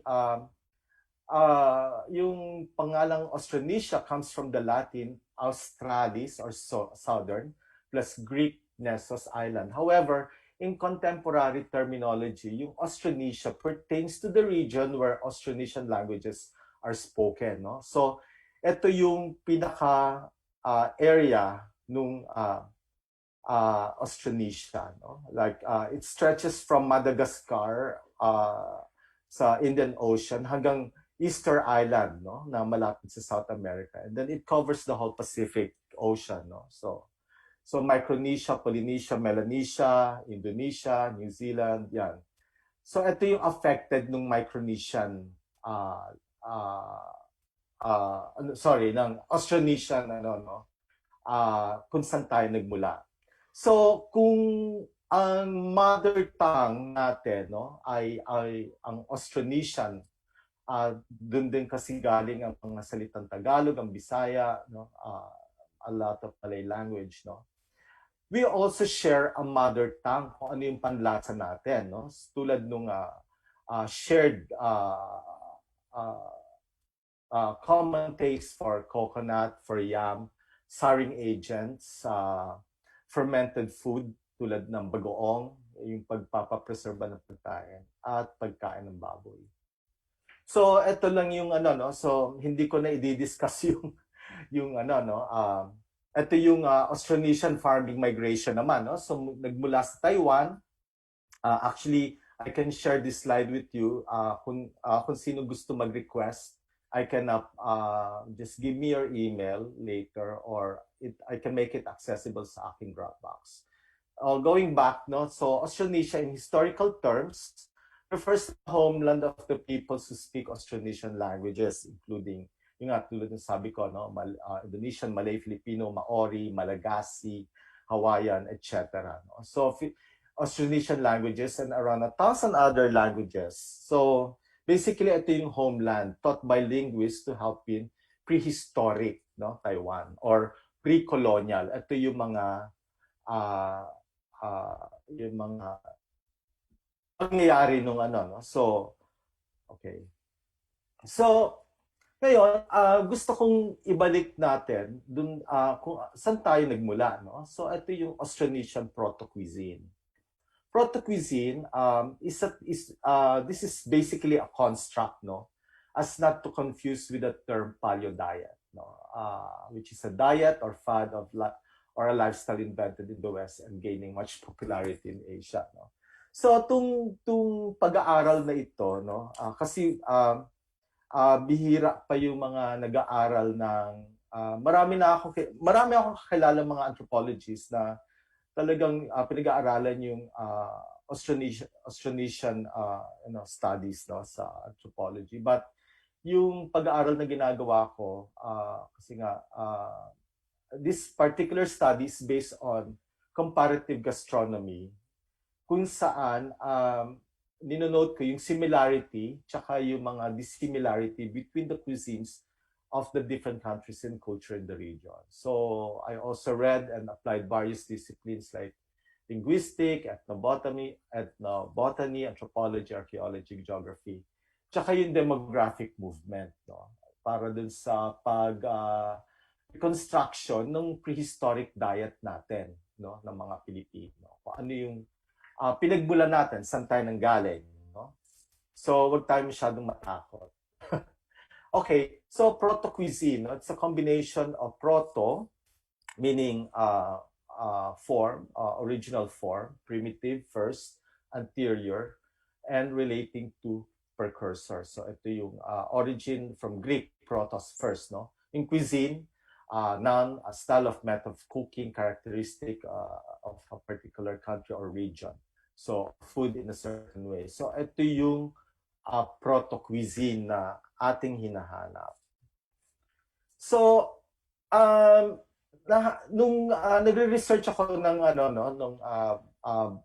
botanical research, ito yung mga natagpuan ko, no. So, we shared yung parang value, the arrival of Magallanes, existing na itong mga yung mga ganitong uring pagkain sa ating region, no.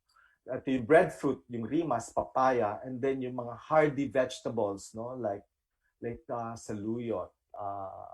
Tapos, and mahalaga because ngayong Austronesian tradition, nakapako din ito mga pagkaing dagat, tsaka yung mga, like let's say for instance, yung mga marshlands, tsaka yung mga mangroves, no? Ito yung mga pinagkukuhanan ng mga pagkain din, no? Tulad ng mga iba't ibang klaseng seaweeds, no? By the way, these are contemporary photographs, no? These are contemporary pictures na kinunan ko like the past 3 years. So, hindi ito luma.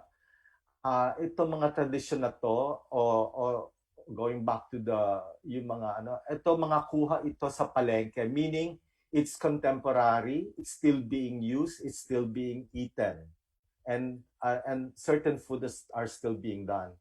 Ganun din itong yung mga pagkain dagat na very contemporary pa rin, no? Ito yung mga kuha ko sa iba't ibang lugar sa palengke, tulad sa Panay, sa Negros, sa Cavite, at kung saan-saan.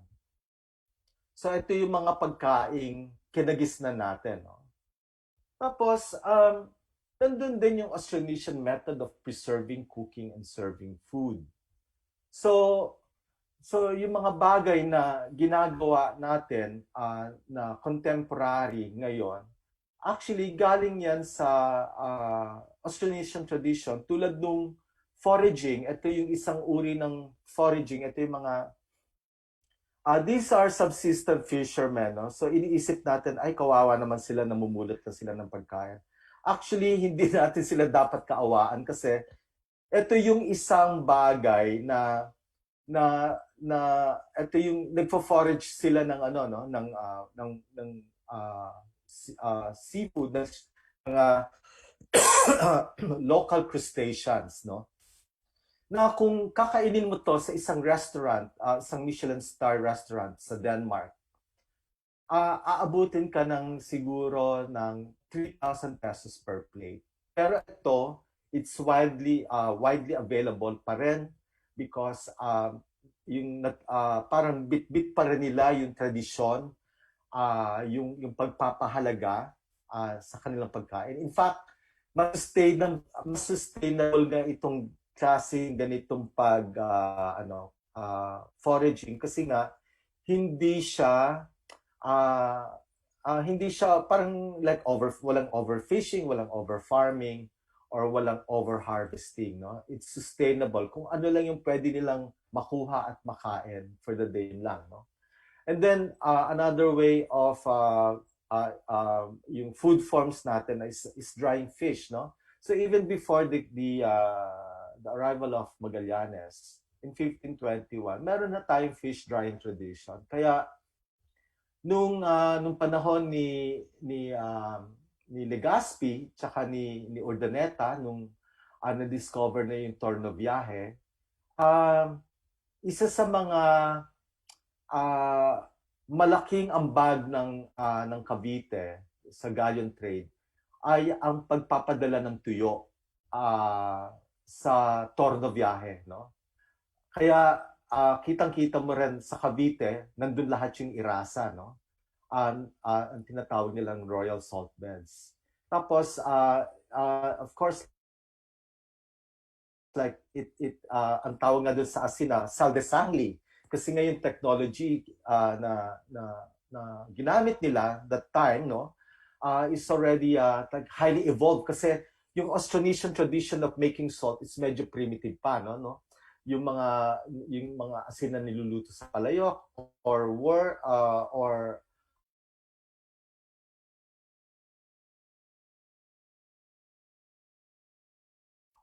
yung mga asin na sa bamboo poles. So iba't ibang smoking, that's another way of namana din natin sa Australasian tradition. Ito yung ginamos, no, sa Iloilo. Isang halimbawa ito ng yung pag-preserve, no? And it's a flavoring agent, no? Pag any preserved food like ginamos, bagoong, pag ginisa natin yan, instantly umami. Bakit masarap yung pagkain natin pag merong ginisang bagoong or ginisang ginamos, no? Because of that certain umaminess, no? By the way, yung umami is the sixth flavor, and it's also a Japanese term, no?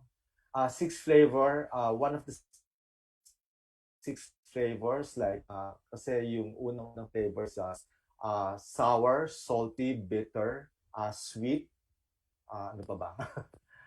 No, fifth flavor pala is the umami, no? So, ibig sabihin niya, linamnam. Yung sixth flavor pala is fat, no? Because fat is a flavor vector. So, i-discuss natin yan later. Ito, no? So, yung pag-aangkat ng isda, isang archival photograph. Tapos, yung, ito, no? Yung paggawa ng miso. Ang paglilitsyon, actually, yung paglilitsyon at pag-aalaga ng baboy, Austronesian tradition yan, hindi yan galing sa Spain. So ito yung mga malilinaw na bagay, no, na kailangan nating pag-aralan pa. Tapos yung paggawa ng suka, galing sa iba't ibang klaseng sa tuba, sa coconut, sa sasa, sa kaong, no? That's a tip Austronesian tradition. At yung kinilaw o kilawin, no? Kinilaw especially, no? So, ito, no? Ito rin yung iba't ibang klaseng pag-prepare ng pagkain natin na at the same time contemporary pa rin, like tulad nitong pag-prepare ng isda, no? Yung pagdadaing, tapos yung paglalagay ng mga laman sa loob ng let's say nung bangus, no, pag iniihaw siya. That's typically Austronesian, no? Nagdadagdag yan ng flavor. Na ito yung ating mga proto-Filipino cuisine, no? So ito yung paggamit or pag-iihaw, isang bahagi ng ating kultura yan, no? At paggamit ng dahon at sa ating pagkain, no? Like tulad nitong paggamit ng dahon ng alagaw, dahon ng saging, binabalot natin yung ano.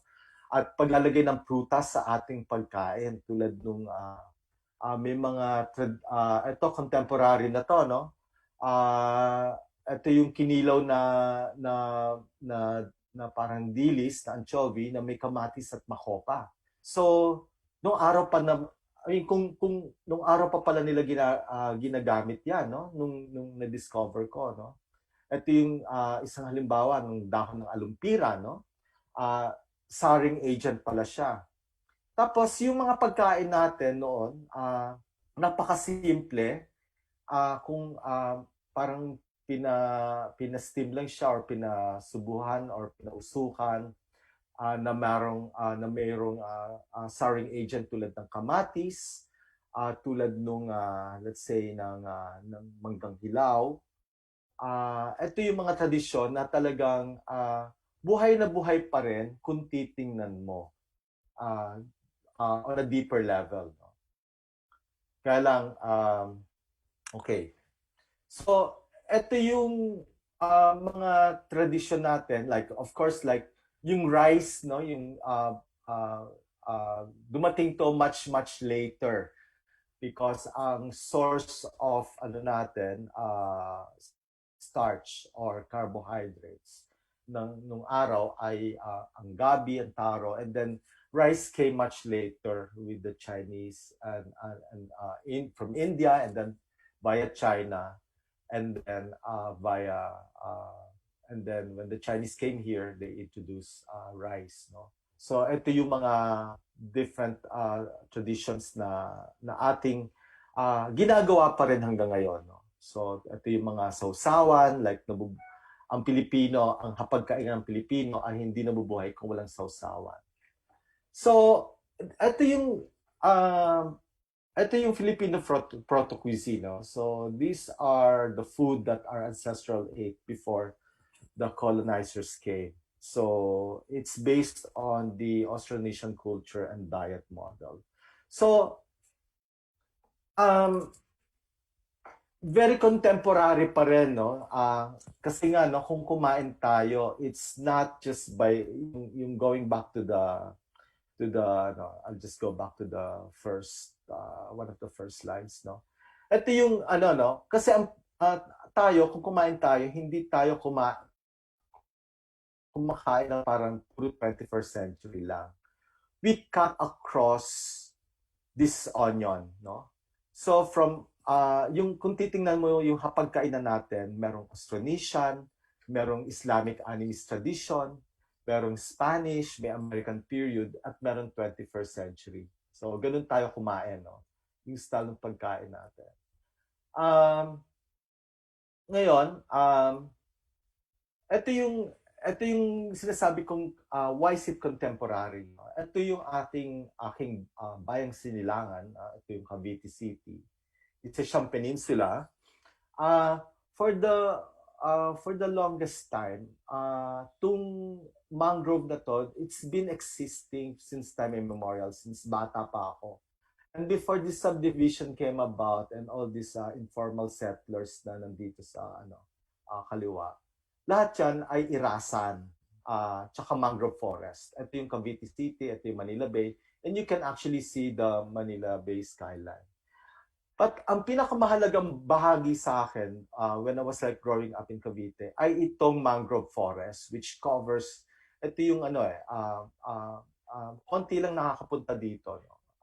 Since malapit kami dito, so I can take the bangka from where I live and go through the mouth. This is like the delta of the Ilang-Ilang River. So nung bata pa ako, mahilig kaming pumunta dito at mamangka. At na-discover ko nung hanggang ngayon natutuwa ako pag September ngayon, dumadayo na yung mga migratory birds, no, na galing China, na hindi naman ito yung mga tagak, no. Ito yung mga salt beds, no, kakatapos lang kasi ng tag-ulan, kaya medyo baha. September yan. So nandito yung mga salt beds. And ito yung dampalit, no. It basically carpets the mangrove forest, no? Well crafted siya, no? So ito yung I forgot the name of this gentleman, no? But siya yung parang forest warden dito sa sa Cavite, no? So siya yung nag-alaga nung area, no? So one time when I was like doing my own personal mapping ng pagkain sa Cavite, so you start with nature, like ito yung mga wild crafted So I remember when I was a kid, may nagdadala sa amin ng dampalit, tapos parang syempre nung bata ka hindi mo pinapansin yung yung mga ganong klaseng pagkain kasi gusto mo mga western food, no? So it stuck on me, like how dampalit is being made into achara. Actually, hindi siya kinu-cultivate, no? It's a wild-crafted thing, no? Parang ang tawag sa kanya is sea purslane. So I found out also that dampalit is also used in Bulacan as achara, no? So ito yung how it looks like, no? So kasi I made some notes, no? Going back to ito, no? Tung dampalit basically is it almost lost its position as one of the most important sources of food, no? Having long considered as a wild weed, most locals are no longer aware of its nutritional and ecological value. So in the past years, people who live near the mangrove and old-timers would forage the leaves and mix them in salads and preserve them as achara, as the fleshy, succulent leaves are quite salty to the taste, no? So, so natutuwa din ako kasi itong dampalit, yung stem niya, no? Like this particular stem, no? So the color of the stem changes from light green to deep pink, no? Para siyang bioindicator that the water salinity index has risen or there has been a seawater intrusion to the freshwater sources.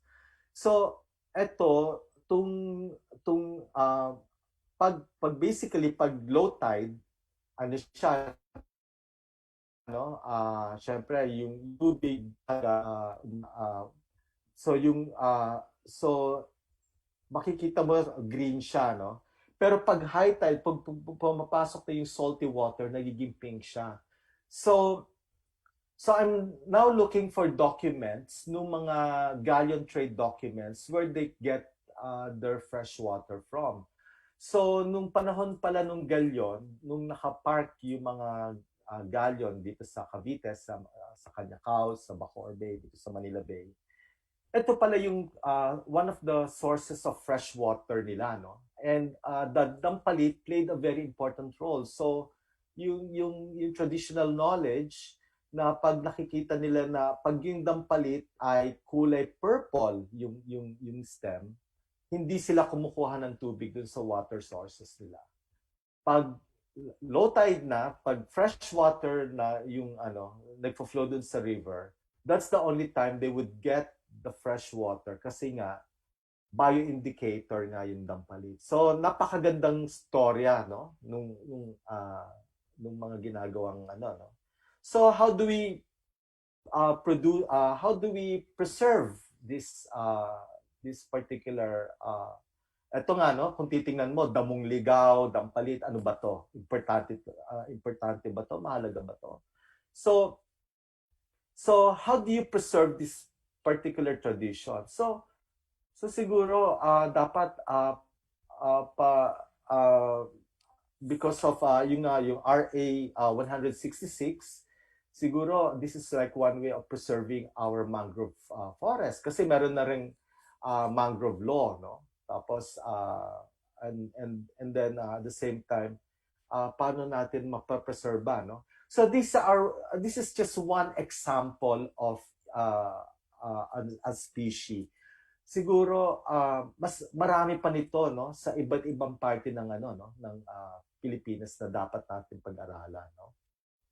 So ito yung pag-prepare namin ng atsarang dampalit, no. So sustainable siya kasi hindi nga siya over-harvested.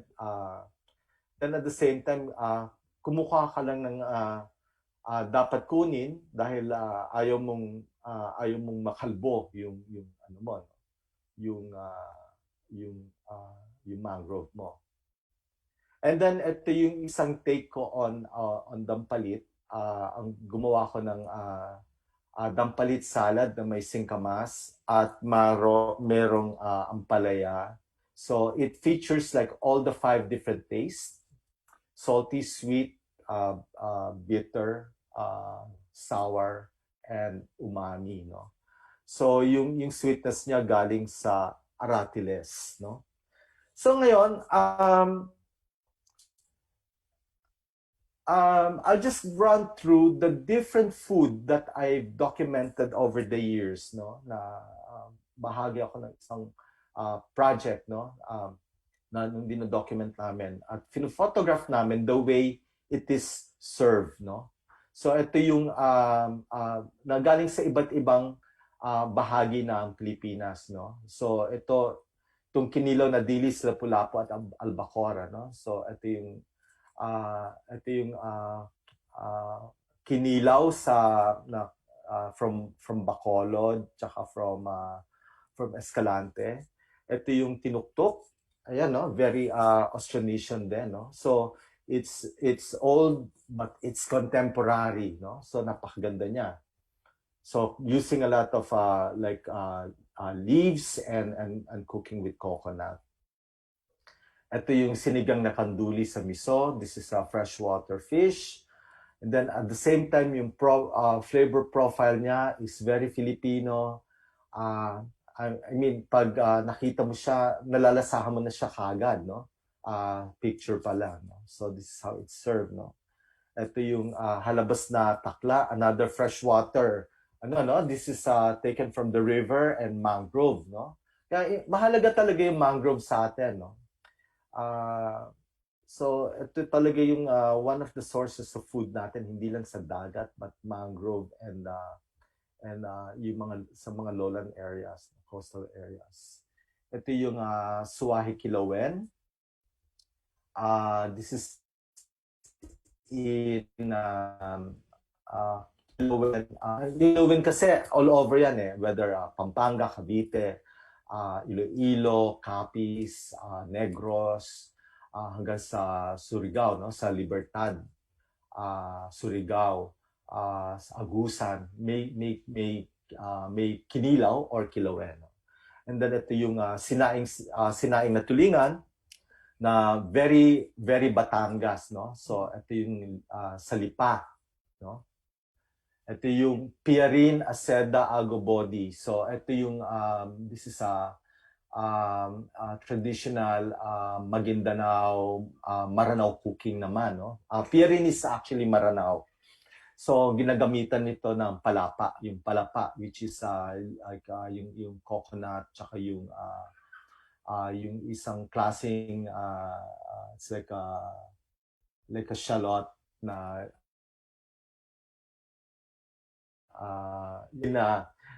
nabibili to sa mga sa mga sa Quiapo, no? Yung paggawa ng palapa, no? Tapos ito yung labanos at dulong, another root crop, and then another dried fish, no? So kikita mo talaga yung dried salted fish, root crops, coconut. It always reappear in our island cooking, no? So lauya, and then again, no, pork, no? Pork is a very important part of the Austronesian tradition. Yung Austronesians actually, kitang-kita mo naman, no? Like isang ebidensya nito sa north, no? Sa mga Kalinga, you have that black pig in Kalinga at sa sa Cordilleras. So ito yung lauya. This is marami kasing version ng lauya, no? Meron sa Batanes, meron sa Laguna, tapos meron sa Cebu, no? Lauya meaning laoya or caldero na malaki, no? It's just like the parang Filipinized Spanish terminology. Laoya actually, no? Olya or oya. It's a malaking caldero, but they call it lauya. But then you can see kamansi, which is a very Austronesian Pacific vegetable, kamyas, and then breadfruit. Tapos ito yung linutlot, no? So this is basically a Maguindanao linutlot no kotipa woy-o-an. So ito yung mga then cooking with bamboo, no? Buntaa, this is crab meat. Wrapped again, no? Shredded and then wrapped again in banana leaf. Ensaladang pako. Ito yung very southern Tagalog. You see this in Laguna, in San Pablo, in Quezon. So makikita mo talaga yung leitmotif, no? Like we eat leaves, shoots, wrapping meat or wrapping food in leaves. Cooking with coconut,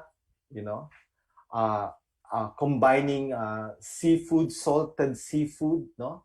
Ito, no, sa Iloilo, hinanggop na balinghon na may rabanos kag amargoso. So basically, this is it's like a kind of a salad. So we don't even call it ensalada. It's hinanggop na may na dried fish na may rabanos is radish or labanos kag margoso, this is like ampalaya, no? And then ito yung kilawing tahong na may puso ng saging. This is a typically Cavite food na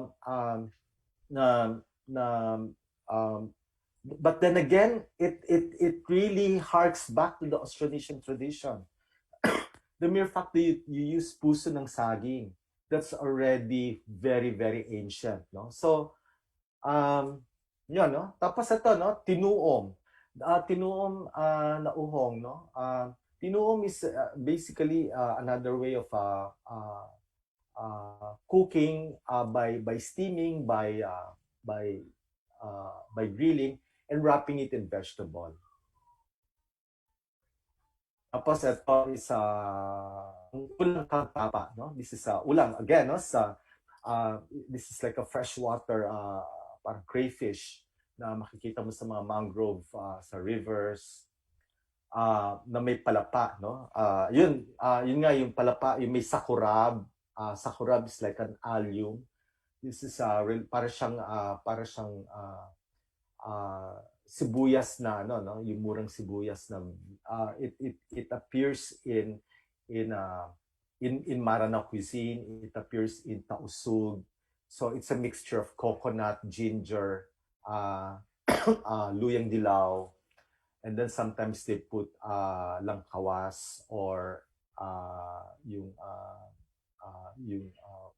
lemongrass, no, tanglad. So, ito yung flavor profile na laging uma-appear, no? Dun sa ating pagkain, no? Na ito yung parang walang bahid ng kolonyalismo pa, no? So, dito nagtatapos yung aking, medyo napahaba yata yung aking kwento, no? So, ito yung mga sources ko, no? Ancient Filipino Diet ni Dr. Amigaron ng National Museum. Itong Kinilaw ni Philippine Cuisine of Freshness ni Doreen Fernandez at ni Ed Alegre. Salo-Salo, Celebration of Philippine Culinary Treasures. Ito yung librong ginawa ko for the congressional spouses, no? Dahil parang each congressional spouse participated in parang giving their heirloom cuisine, no, sa kanilang distrito. At authentic, though not exotic, essays on Filipino identity by Dr. Shalsita. So maraming salamat po. So merong merong isang forgot his name, Spanish na philosopher. Sabi niya, sin ciencia no hay kultura. Without science, there's no culture. So maraming salamat po, namnam sa pamana ng sinuunang panahon. So, thank you very much. Maraming salamat po, Sir Agil. Naku, talaga namang habang nakikinig at nanonood ako, nagugutom na ako. No? At yung palang gutom ko, Austronesian cuisine pala. Oh. Kasi ako ay mahilig din magluto no? At yung palang mga karaniwang pagkain na niluluto natin, no, na natutunan natin sa lecture mo, ay based dun sa mga available materials o mga resources dito sa tulad natin sa malapit tayo sa Pasay coastal area, no, nabanggit mo kanina, no. So yun ang nagiging parang heritage cuisine natin based dun sa mga resource na yun, no. At siguro maganda nga yung na-highlight mo kanina na Austronesian, no? Ibig sabihin from Taiwan, buwaba sa Pilipinas, din kumalat hanggang Africa, no? Sa Madagascar, Indian Ocean. Yeah, din sa kabila naman, sa Pacific. Hanggang Hawaii, no? Tama, no? Kaya kung titingnan mo yung Sir Manny, no? Kung titingnan mo talaga yung pagkain natin, kasi pwede ka i-retrace mo yung footsteps nung yung root nung, let's say, nung Kinilaw. Pag pumunta ka sa sa Pilipinas na lang, meron kang 1,000 different kinds of Kinilaw. Tapos pag pumunta ka sa let's say sa Guam, merong sa Guam, sa Truk, sa Ponape, sa Marianas Islands, sa Carolinas, sa Tahiti, lahat ang daming Kinilaw. Tapos hanggang dun sa hanggang naglandfall siya sa Chile, sa Mexico, sa Honduras, merong Kinilaw. So ang tawag nila is ceviche. So doon mo makikita na lahat tayo ay konektado. Yun nga yung sinasabi ko, like yung minention mo, ba't ka nagugutom kanina, di ba? Yung gutom mo is Austronesian. Kasi yan yung innate na natin Parang for instance, dun sa slow food, one of the things na magandang yung natutunan ko sa slow food nung sa Italy ako, meron silang mga slow food accredited restaurants. Pag sinabi mong slow food accredited restaurants, meaning ang criteria niya is yung menu, yung recipe mo ay heirloom recipe. Meaning, minana, pinasa sa recipe ng ng ninuno mo.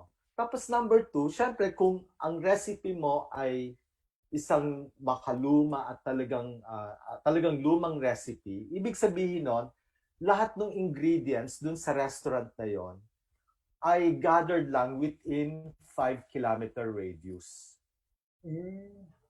So, puro katutubong like heirloom tomato, kung ano lang yung isda nila, kung ano lang hinuli.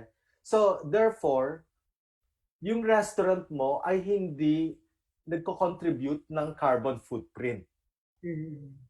Kasi hindi ka gumagamit ng mga imported food. Then at the same time, organic, not necessarily organic, pero malinis, hindi ka gumagamit ng pesticide. So sigurado ka na malinis yung pagkain. So ganun yung klaseng type na iniisip ko, parang food utopia for our community. Kasi nga, culturally, medyo, to be harsh about it, medyo damage yung ibang values natin. Yung parang, if you go to, like a certain community, nung araw, like, pingin ko ng anong gusto niyo inumin? Like, kape. So, they won't serve their local coffee to you. What they will do is they go out, take the tricycle, and drive 10-15 kilometers to the bayan and buy instant coffee, creamer, and sugar. No? So parang it defeats the purpose of what our traditional food. Yung parang, bakit ka nahihiya na i-serve yung ganitong kape at pupunta ka pa para bumili ng para sa bisita mo. So ganung klaseng values na medyo dapat natin palitan. So kung ano meron ka, let's say dun sa community mo, i-serve mo. Huwag kang mag-serve ng ng mga soft drinks, yung mga ganung klaseng So siguro nga sir, yun yung yun yung konteksto natin ng packaging our identity, dahil sa karaniwan lang siya, pero sabi nga kanina ng Cecille, hindi natin napapansin na ito yung pwede nating ipagmalaki, kasi ngayon uso-uso yung fast food, di ba? Versus slow food. Although naniniwala naman ako, kaya tayo pupunta sa fast food dahil sa signs of the times, kailangan correct, oras, trabaho, wala nang pagkakataon na, alam mo na walang talagang time mag-forage, walang time But this pandemic actually taught us so much. Oh yes. Na parang siguro pag nasa Cavite ako, I'll be starting to forage, I'll be starting to grow my own vegetable, So parang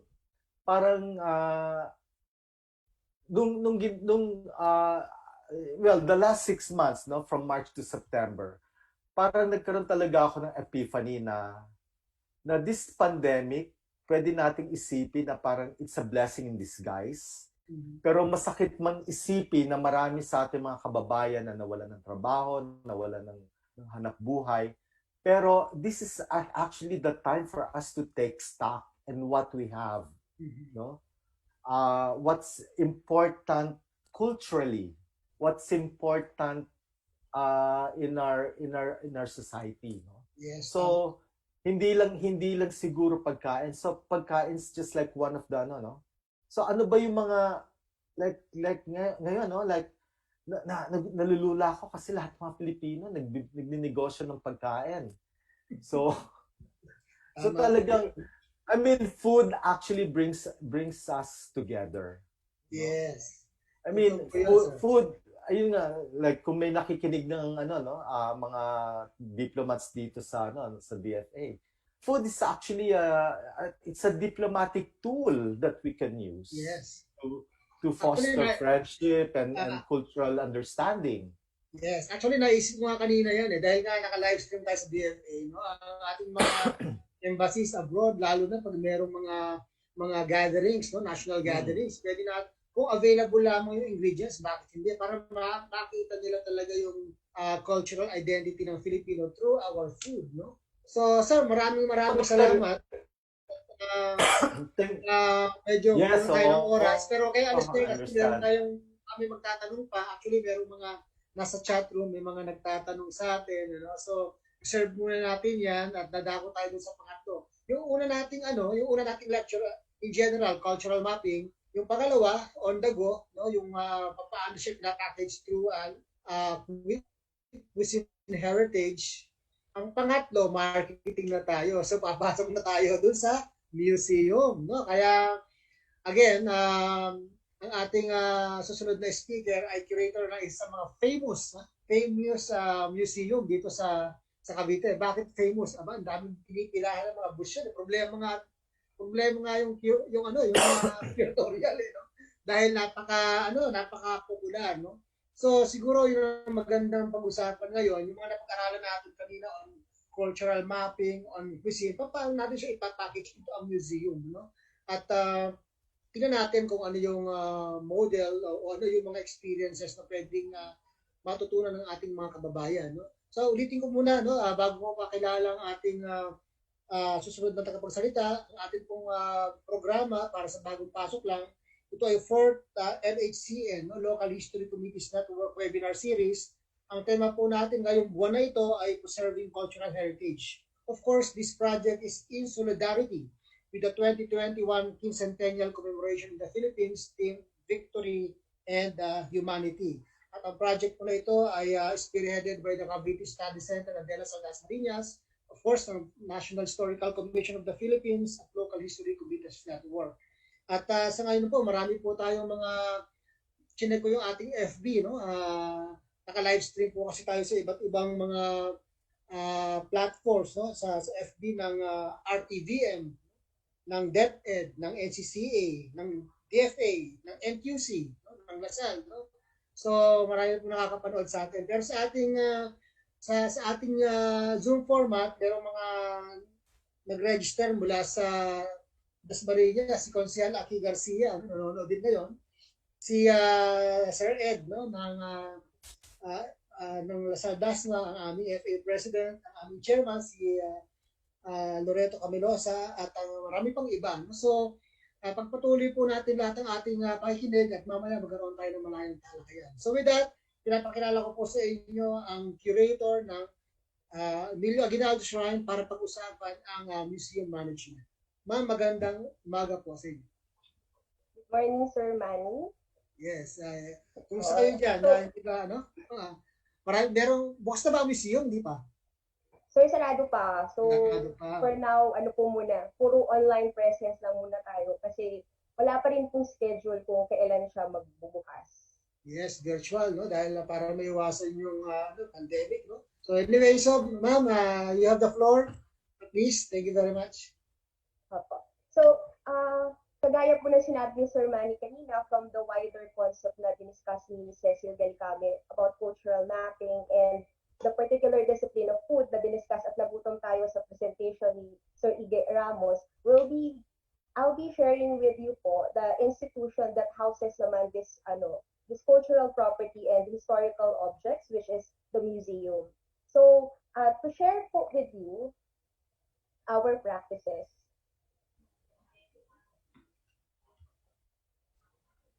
Allow me first po to give you a background of our mother agency, which is the National Historical Commission of the Philippines. So yung ating pong ahensya is a government agency na responsable sa conservation and preservation of our country's historical legacies. So we actually have 5 divisions, pero 4 po dito ang nag-handle for specific concerns, which is related to history, conservation, and research, among others. To give you a very, very quick background of all these divisions, we have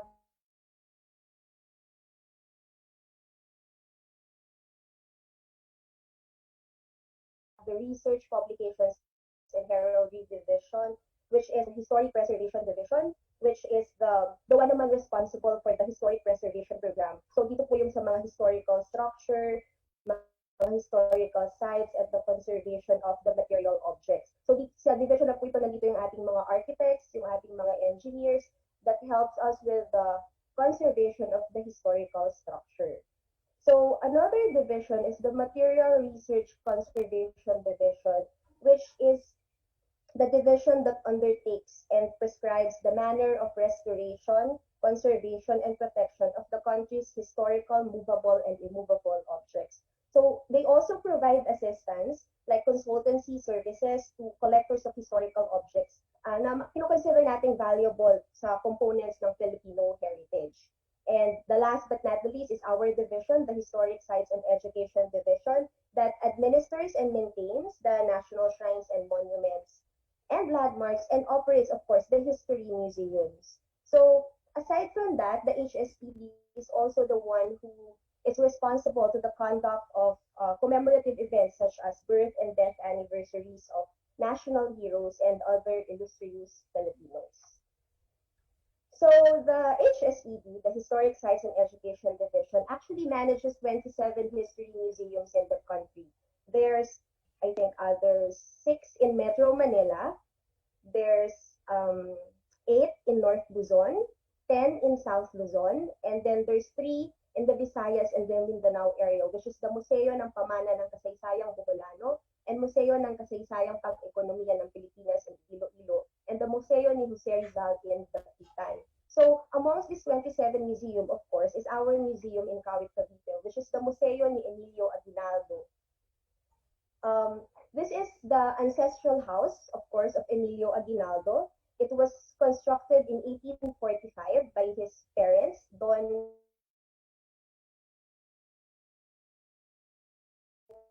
So Emilio Aguinaldo was born in this house in 1869, and he also grew up in this house. But what is important in history is that in 1898, this was the site of the proclamation of Philippine independence. So Emilio Aguinaldo proclaimed Philippine independence from Spain from one of its windows. He eventually donated the house in 1963, but it was also only in 1964 that it was declared a national shrine through the Republic Act number 4039.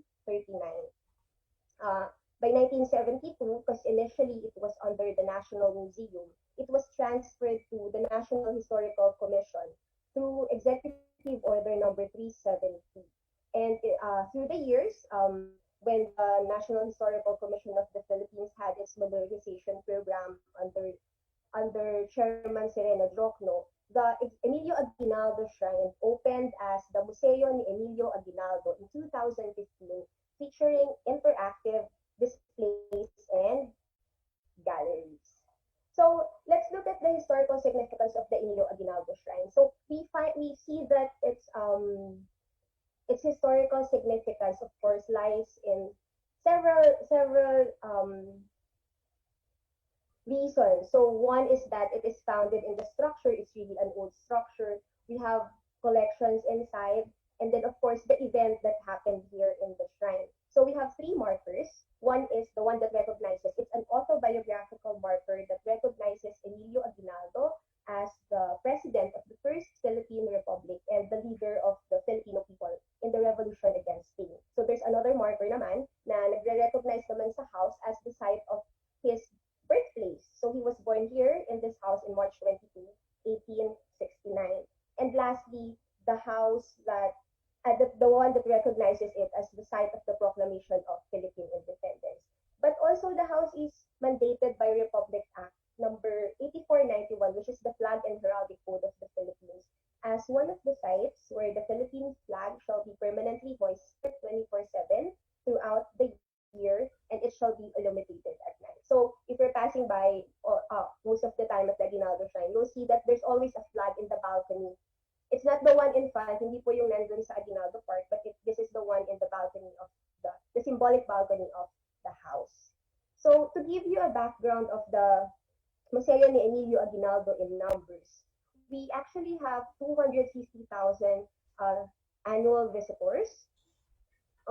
This is an average, so sometimes it goes higher and sometimes less naman. Depende po yan sa mga binibigay ng DepEd. Sometimes they stop educational tours and things like that. So when we average, that's around 100 person a day, pero we actually get sometimes 100 buses a day for educational tours, lalo na po pag nagkakasabay-sabay yung mga district. So the Museo ni Emilio Aguinaldo also sits in a 7,000 square meter grounds. We have a museum space of 1,324 square meters, and we manage and maintain 1,921 museum artifacts. So we also, as a learning institution, we also have commemorative events and other educational programs. So for the whole year, we would have lectures, exhibitions, and other programs. But given this background, MEA functions with just 11 museum personnel. So kasama na po dito yung aming security personnel at ang aming mga housekeeper.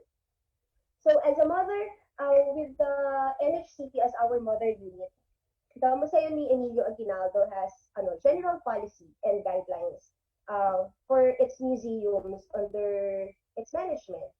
But also, as a government agency, the personnel of the museum are also subject under the Civil Service Commission rulings. We are also, our financial management are accountable to the Commission on Audit and the Department of Budget and Management. Pero we have to consider that our management style and policy implementation, pwede rin po siyang magbago-bago because of varying conditions. So for example, we have museums of different sizes. Like for example, the Museo ni Emilio Aguinaldo is considered as a large museum. The Museo ni Baldomero Aguinaldo is a small museum. Depende po rin sa dami ng mga visitors na pumupunta po sa atin. And also, there is also the aspect of the number of employees. So some of the employees would have less personnel. Sa iba naman po, kagaya po namin, we are very lucky to have at least 5 to 6 NHCP museum personnel to cover all the aspects of managing a history museum. We also po considered localities kung saan po tayong LGU. So isa pong malaking factor that the LGU or even the provincial government would support po yung ating mga programa. So that's also one consideration. And also even environmental consideration. Like for example po, in terms of our collection, we are, the Museo ni Emilio Aguinaldo is beside of body of water. So mataas din po yung humidity namin. Our museum in Taal, Batangas is near a volcano. So at the same time, that's also a threat. So these are some of the aspects that we looked at in managing the museums in the different places here in the Philippines. So to discuss further the management style of the Museo ni Emilio Aguinaldo as a satellite museum under a national agency, kagaya nga po ng sabi ko kanina, we follow as a centralized policy. Pero at the same time, we also look at the connection of the museum to the immediate community that it serves. And of course, that sense of place of the community. Kasi alam po natin na even though most of our museum has its national narrative, na iniisip din po natin yung community na takes pride of this identity, the identity of our museum, the historical value of our museum. So I will be sharing with you some areas of our history museum management in terms of our building management, our collections management, our programs and commemorative events, and our disaster management plan. Very quick lang naman po ito for our building management po. We understand that as a historical structure po, the museum, the building itself is as important as our collection. So being an old structure, the museum already had a sound test, pero hindi ko na po sabihin kung kailan, because it's quite a long time ago. We're actually asking for another test, the sound that para po sa stability ng structure, kasi this is very important to accommodate foot traffic. Kasi for example po, kasi the areas kasi there's the first level and the second level. And the second level, of course, as we all know, is made of wood. So we have to consider the stability of the structure to accommodate the number of guests that comes in every day for the whole year. So in that sense po, we are very lucky pa rin kasi we have in the, kagaya na diniscuss ko po kanina, we have in the agency a division that handles this particular concern. So for example po, sa amin sa museum, we actually, like in a regular basis, we monitor the structural concerns, and then we create a report, we submit it to the central office, and then the division, the Historic Preservation Division, will be the one to address the issue. The problem po siguro this, para lang po, ano din, na medyo mahirap din naman po yan sa side namin. Kasi the commission is managing 27 museums in the country, historic sites. And we're also working in a very minimal budget. So sometimes the structural rehabilitations, we do it alternately. So depende po yan sa gravity ng structural concern. So like for example po, this year, the Museo ni Emilio Aguinaldo was able to get a minor structural rehabilitation in terms po dun sa ating mga roof eaves. Pero the major renovation po will be the Museo ni Jose Rizal Calamba in Laguna. We also have regular treatment for pests, since one of the issues of the building, of course, is that it is made of wood, and then we are, of course, beside a body of water. So alam po natin na medyo moist yung lupa po natin when we have our collection and our structure, is that we are very much susceptible to pests sa anay. So, pero para nga pong regular na bahay, the maintenance of the building and its preservation is a huge task compared to managing a museum with a very new building or structure. So, doble-doble po yung pag-conserve ng ating museum. Kasama ang bahay at kasama din po ang collection. So, for the collections management, MAYA has around 1,900 collection, which is composed of furniture, household items, ceramics, textile, personal items like yung mga gamit po ni General Emilio Aguinaldo, photos and paintings, and other interactive components. Kasi nga po, when we modernize the museum, marami po tayong mga interactive panels na mga touchscreen, mga television, that we also included in our, we have are all donated. Emilio Aguinaldo donated the house in 1963, kasama rin po. Nung dinonate po niya yung bahay, kasama din po yung mga laman nito sa loob. So as the keeper of this collection, we actually maintain po a database. So for documentation purposes. So this is where we encode the information of the artifact. So for us po, kasi we don't have really that very complex database, we're actually using Microsoft Excel. Ang importante naman po kasi dito is we get all the information and we put it in one document. So it is important that when we keep a database, we have the accession number, the object name, the material, and description and the research. Like for example, sa amin po, ang accession number po ng policy namin is that you use the acronym of the museum, and then the year that it was acquired, and then the running number. So for Museo ni Emilio Aguinaldo po, dahil we acquired it in the 1960s, EAS pa po yung acronym niya. So it's EAS-1964-001. That's how we put the accession number. And then also, pag po medyo marami silang set, like for example, it's 4 pieces, we put 1/4 for you to identify that it is a part of 4 pieces. Like an object is a part of 4 objects, 4 pieces of collection. So it is also important to use to put the material, because that's very important in the conservation of the object, to know what exactly the material is made of. And also that's a consideration in terms of exhibition. Kasi meron po tayong mga factors na kinukonsider. Like for example, when we exhibit it and put it in a glass case, there are certain materials that you cannot put side by side. Kasi tinuturo po yan sa amin ng MRCB na parang for example, you cannot put metal and paper together in one glass case. Mga ganyan pong factor. And the research naman po is very important, like in our case, kasi we have po educational programs that are object-based. So when we do the research po, it helps us to formulate and create the educational program that we use in our programs po sa museum. So aside lang po from it being exhibited, it is also used for our public programs.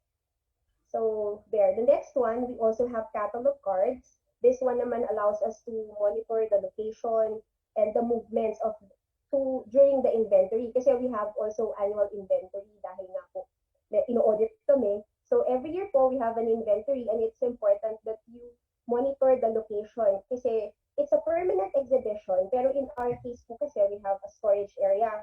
So sometimes when we do changing exhibition, we would transfer one object to another place. And it's important that you take note on where you put or kung pinahiram mo ba ito sa ibang LHCP museum para ma-monitor niyo po kung nasaan ang inyong mga collection. Also, the object assessment form, this is yung kanina po yung sa conservation. We have to write down the conservation history of the object. So, kung na-conserve na po ba siya from the previous year and the current year, para po ma-identify ng conservator kung ano po yung mga spot that are not that's not really the original part of the object kasi it's already restored. So, during our regular operations, we would monitor our museum, kagaya po ng aming historical building, through our museum technicians. So, sila po, they would evaluate then our artifacts, and then i-identify din po nila kung sino yung, anong object yung pinaka-nangangailangan ng attention, and then we will also submit it to the central office. So the other division nga po na diniscuss ko kanina, the MRCD, they're the one naman responsible for the conservation of the museum artifacts.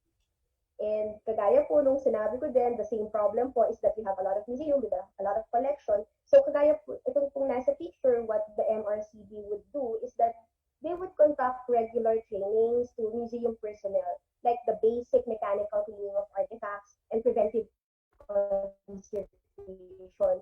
This division po actually do the training then to LGUs, to other NGOs. So kung kailangan niyo po ng mga basic handling and basic cleaning, you can ask them po to help you with trainings para matulungan po yung mga museum personnel. And kahit wala kayong conservator, bago po tayo mapuntahan ng conservator, at least po ma-prevent natin yung deterioration ng ating mga artifacts. So, yun nga po, kagaya nung sinabi ko, kahit po kami, pag hindi po kami na nakukonsider immediately for restoration, isisend po namin yung aming mga conservation, mga condition report, and then they will check the condition report, tapos saka po nila sasabihin sa amin na you have to keep it muna in storage or that you remove it in the exhibition area. So, during this quarantine period, maswerte naman po yung museo ni Emilio Aguinaldo kasi when we declared the ECQ, some of the LHCP employees na malayo po dun sa aming central office were asked to report to the nearest LHCP museum. So in our case, we have Mr. Chad Baula na taga Cavite po. So instead of reporting to the central office, sa museo ni Emilio Aguinaldo po siya at nagkaroon po siya ng pagkakataon to focus on mga collection namin ng books and manuscripts na nakastore at naka-exhibit at the same time sa third level ng museum. So what he did was he made an environmental study, a study on the environmental effect of the location for a particular collection. So sabi po ng hepe ng ating MRCD na they would prepare po a suggestion on how to properly maintain this collection while it's being exhibited. Kasi sometimes when the collection are very fragile, so we have to keep it na in the storage area. Pero we can, make means to lessen the deterioration by providing, like, for example, yung makakapal na cortina to keep the light from coming in sa ating exhibition area. So, the third aspect of our management is the programs and commemorative events. So, the Museo ni Emilio Aguinaldo has 3 commemorative events, the birth, and these are all celebrated in the first half of the year. So, for example, yung amin pong birth and death anniversary was in Feb and in March. So, yung Feb po namin, we were able to celebrate it pa during nitong taon na ito, but come March, when the ECQ was implemented, the quarantine was implemented, na-cancel po yung ating March 22 celebration. And then, by June of this year, the IATF allowed us with certain gatherings na very minimal lang po yung attendees. So, unlike dun sa very, very festive na ating Independence Day every year, what we had was an Independence Day with only 10 participants for the occasion. So nakita nyo dati, ang dami-dami naman ng ating balcony. Ngayon, isa sa bintana, isa sa balcony, tapos mga nakamask po sila. For to follow din lang po the restrictions given to us para hindi po tayo magkaroon ng problema sa ating health. So, aside also canceled all of our programs. So aside from the tours na definitely na-cancel when we stopped the operation, yung ating pong mga educational programs were also canceled. So during our regular programs, we have educational programs like this one, yung upper left po is Layaw, experiential learning using museum artifact. This one po, we teach history using museum objects to kids. And then the picture beside that is Kawit on Foot, Cavite, walking tour of Cavite El Viejo. Ito po yung parang gusto ko nga rin i-share. No? When Miss Cecille discussed earlier the cultural mapping, this one actually is a product of that. Because the Kawit po, before pa a long time ago, had the cultural mapping with Fundación Santiago. So they were already aware of the historical sites that is found in their place. And then those research, kasi kasama po as stakeholder, of course, is the Museo ni Emilio Aguinaldo, the Baldomero Aguinaldo Shrine, and the St. Mary Magdalene Church. So sila po yung mga kasama nila when they did the cultural mapping. So we also have the materials for that. So for this program, we were able to use that research to create a walking tour of the town. Pero parang ang gusto natin ipakita is that Kawit in the 19th century is actually named Cavite El Viejo. And these existing structures are actually the structures na ginagamit din ng community during that time. So para maintindihan ng mga bata kung ano ba yung historical significance ng church, ng Aguinaldo Shrine, ng Pandayan, ng Irasan, and the Aguinaldo Park. So because of the pandemic, we have to, diba, this one has a lot of interaction eh. So parang kailangan namin mag-imbita ng mga estudyante, nandiyan sila kasi nag-interact sila because we want it very, very interactive, that the kids would answer questions, they would participate and use mga hammer, ganyan din sa paggagawa ng pagpapanday. But then, we were not able, we cannot do that now kasi nga because we're closed. That's one thing. So what we did is we migrate all our programs online. So I think it's very different kasi kung actual programs, parang this one is more of a challenge kasi kahit naman kami hindi rin kami masyadong gamay with the social media and even this mga online lecture. So we really have to adapt to these changes for the new normal in terms of sharing with the public our educational program. So to give you a quick to share with you yung aming mga programa online, we introduced an online version of that Kawit on Foot.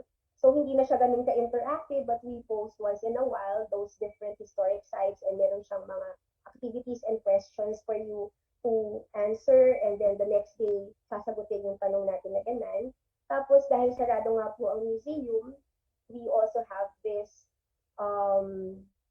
behind the Capis window, wherein we share the collection of the MEA, while our museum is still closed, parang we're opening our windows for you to still see our collection. And then there's also this engaging post. What we did naman here is that we animated our collection. Tapos parang you choose between two objects, and using their characteristics, you will be able to learn about the value of studying the life of Emilio Aguinaldo from studying the characteristics of the objects. So there's also a trivia kasi ito yung parang malakas sa amin in terms panghatak ng mga likes.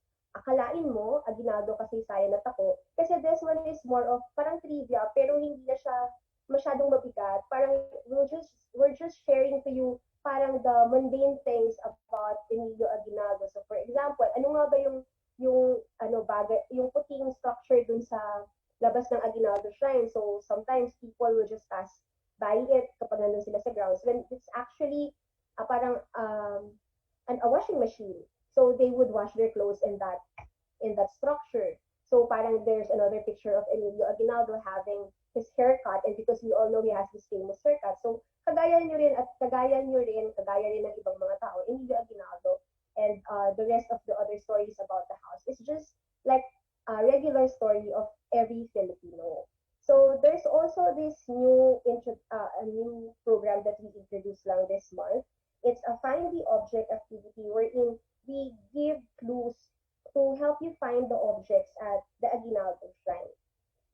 So for us, it's a little tricky to bring our programs online. Kasi for example, our actual programs, we have evaluation reports. So we also have quizzes, we provide forms and activities. So we can actually ask or get the response and the learning curve of the participants. Pero dito po kasi sa online, what we consider lang are the likes, the sharing, the engagement, and the reach. So we don't actually gauge kung ano ba talaga yung natututunan. So that's a little, a little tricky for us, and then probably we will learn how to really gauge kung ano ba ang pwedeng mga matutunan ng mga tao while we are closed, and to make the museum relevant pa rin during this pandemic. So there's also the lectures. So kagaya po ng mga ibang lectures, alam mo naman natin na ginagawa natin yan physically, pero these lectures that we have an artist talk in February, and then we have Cavite Saysayan in November. So ngayon, ang mangyayari po, we're also bringing it online. Pero we already had one in June. We had a tie-up with the Kawit LGU for our first webinar, Alab ng Puso.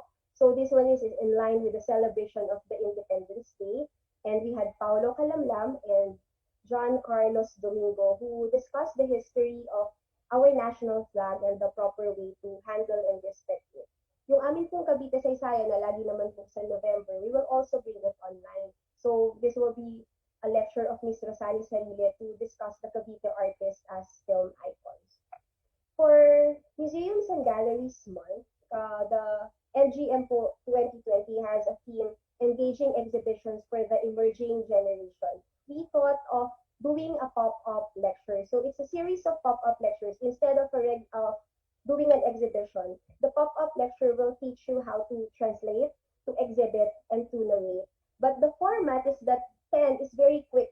It's just text-free that we will discuss the different topics on exhibition design. So for this, we will have 10 speakers to explain 10 slides in 10 minutes. So the launch will be on October 10 a.m. And the rest of the lecture will run from on Monday, Wednesday, and Friday for the whole month of October. So hindi niyo po yan makakalimutan kasi 10, 10, 10. So for the last program na dinala rin po namin online during this quarantine, it's our exhibition. So these are our exhibits before. Dun sa upper left po, we have 1869, Cementing the Road to Independence. It's a historical exhibit on 3 events that happened in 1869 that led to the proclamation of Philippine independence in 1898. The one beside it is Emilio Aguinaldo Shrine Identity on the Shifting Landscape that focused on the different identities and role that the Aguinaldo Shrine played during its 170 years plus of existence. You also have mga art exhibit, which this one is not art by Bernadette Salina Wolf. It's titled She Drew It in a Nutshell. And this one is a collaborative program that we did with Sir Ipe Ramos Design Studio and Museo De La Salle for the 150th birth anniversary of Emilio Aguinaldo in 2019. So it's called CINAG, Tracing Emilio Aguinaldo's Palette.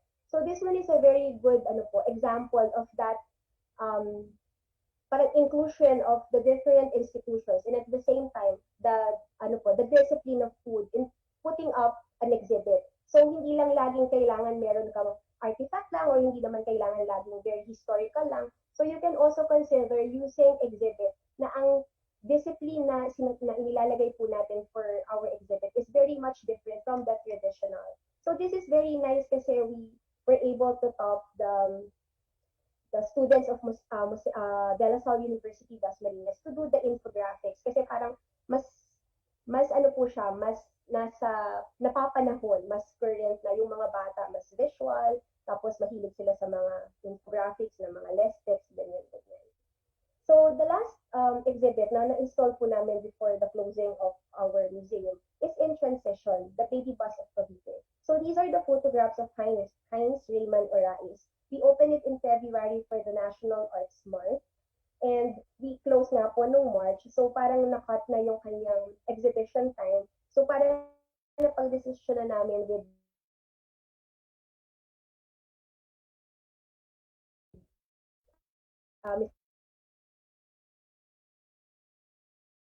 Mr. Hai, put all the very short video. So this is, kasi na pag uma-attend po tayo ng mga webinars, sinasabi ng mga ibang museum practitioner that is very important for you to document your exhibition as well. Lalo na po ngayon, kasi when we document our exhibition, we can actually allow a wider audience to see our exhibition since sarado nga po tayo. So, to give you po a glimpse of this exhibit, we actually made a video. So, I'll show it to you.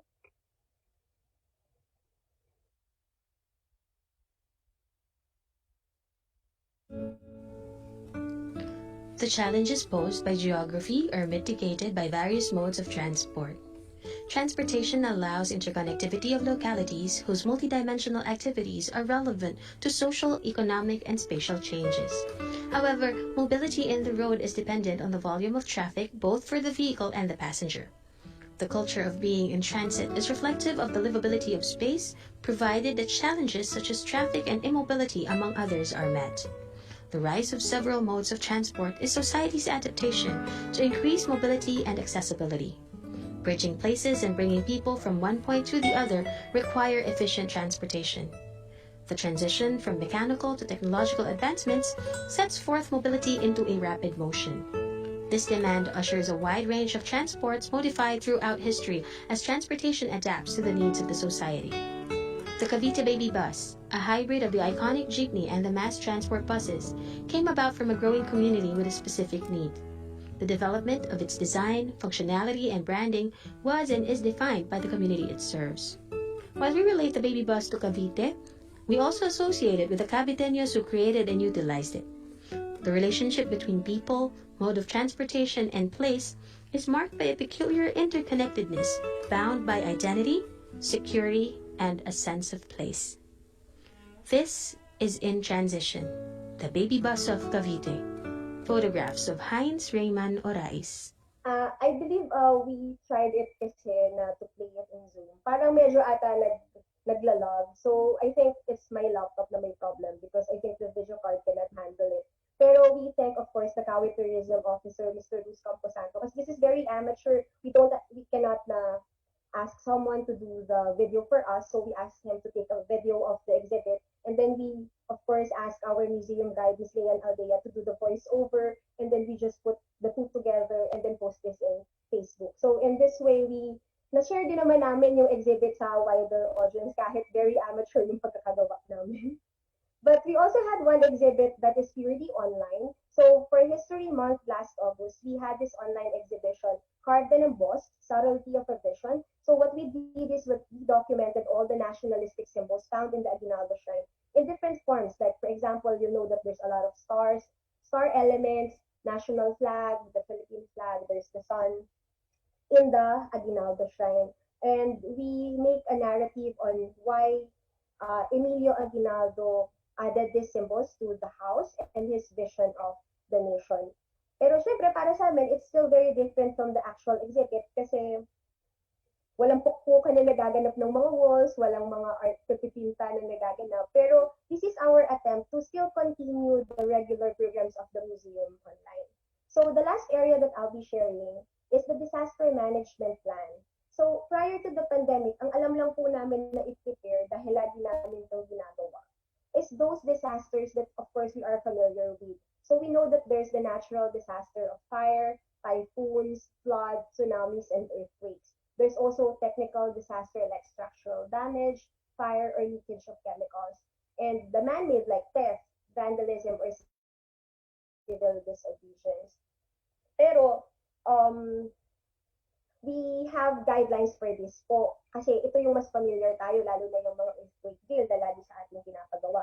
So, we do trainings, kagaya po yung nakita natin sa picture, at nagpa-participate din po kami sa mga drills to help us remember and familiarize ourselves sa mga kailangan namin gawin during this time. So, for us, in the Museo ni Emilio Aguinaldo, we create an emergency plan together with Cavite Tourist Police Unit para po malaman namin kung ano yung as a museum curator, kapag kaya po physically namin pang makuha, for example, ako, ang kukunin ko yung Aguirre Sword. to secure it. And then, for example, our museum guide will get all the documents, like yung ating mga database, yung mga ganyan, to secure those important details ng museum. Pero it's also important po, dahil sinabi ko po yun, na magkaroon din lang po tayo ng mga off-site na storage of our documents. So, for example, our database, our catalog cards, we should consider na i-deposit siya somewhere else beside your sites. So, sa amin po, kasi meron naman po kami central office, so meron po kami mga backup na mga documentation sa aming central office sa Calao.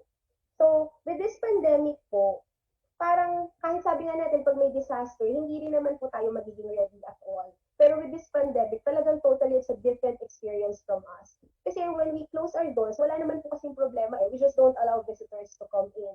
Pero the good thing is, kagaya ng sinabi ni Sir Ipe kanina, sa amin naman po, we were able to maintain our collection. So we did the regular inventory, we monitored the artifacts and the storage. So we had a lot of time to focus on the artifacts and the building. Pero of course, dahil medyo matagal-tagal na rin po yung ating pagsasara, we are still looking forward po to that time na yung ating po museum will open again. Pero before that, we are actually adding na mga safety measures. Pero we're still thinking kung kailangan ba sa loob ng ating mga museum to add mga safety provisions. Like for example, kailangan ba na maglagay kami ng glass panels, kung kailangan ba kami mag-reroute ng museum traffic, or kung kailangan ba namin tanggalin. Pero I think kailangan namin tanggalin yung mga interactive display namin. Kasi when we still operate our interactive display, magiging cost pa yan na you touch the objects. So this one, parang one of the considerations is just to remove all those touch panels. And for now, what we did is we already added some features to jumpstart the new normal in visiting the Aguinaldo Shrine. So we have temperature scanning at the registration area. We have foot bath and reminders for social distancing. We also have sanitation area for the museum personnel and the future guests. And I believe the LHCP is already crafting a proposed guideline for the visitors once we open again to the general public. So we will keep you posted for that one. Pag alam na po namin kung kailan ang exact date na magbubukas kami at ano po yung mga provisions para po kayo ay makapasok sa aming mga history museum. But as of now, as we remain close po to the public, we will try our best to strengthen our online presence and to be able to continue the mandate of the National Historical Commission of the Philippines to promote Philippine history and cultural heritage. So that's it, sir. Maraming salamat po.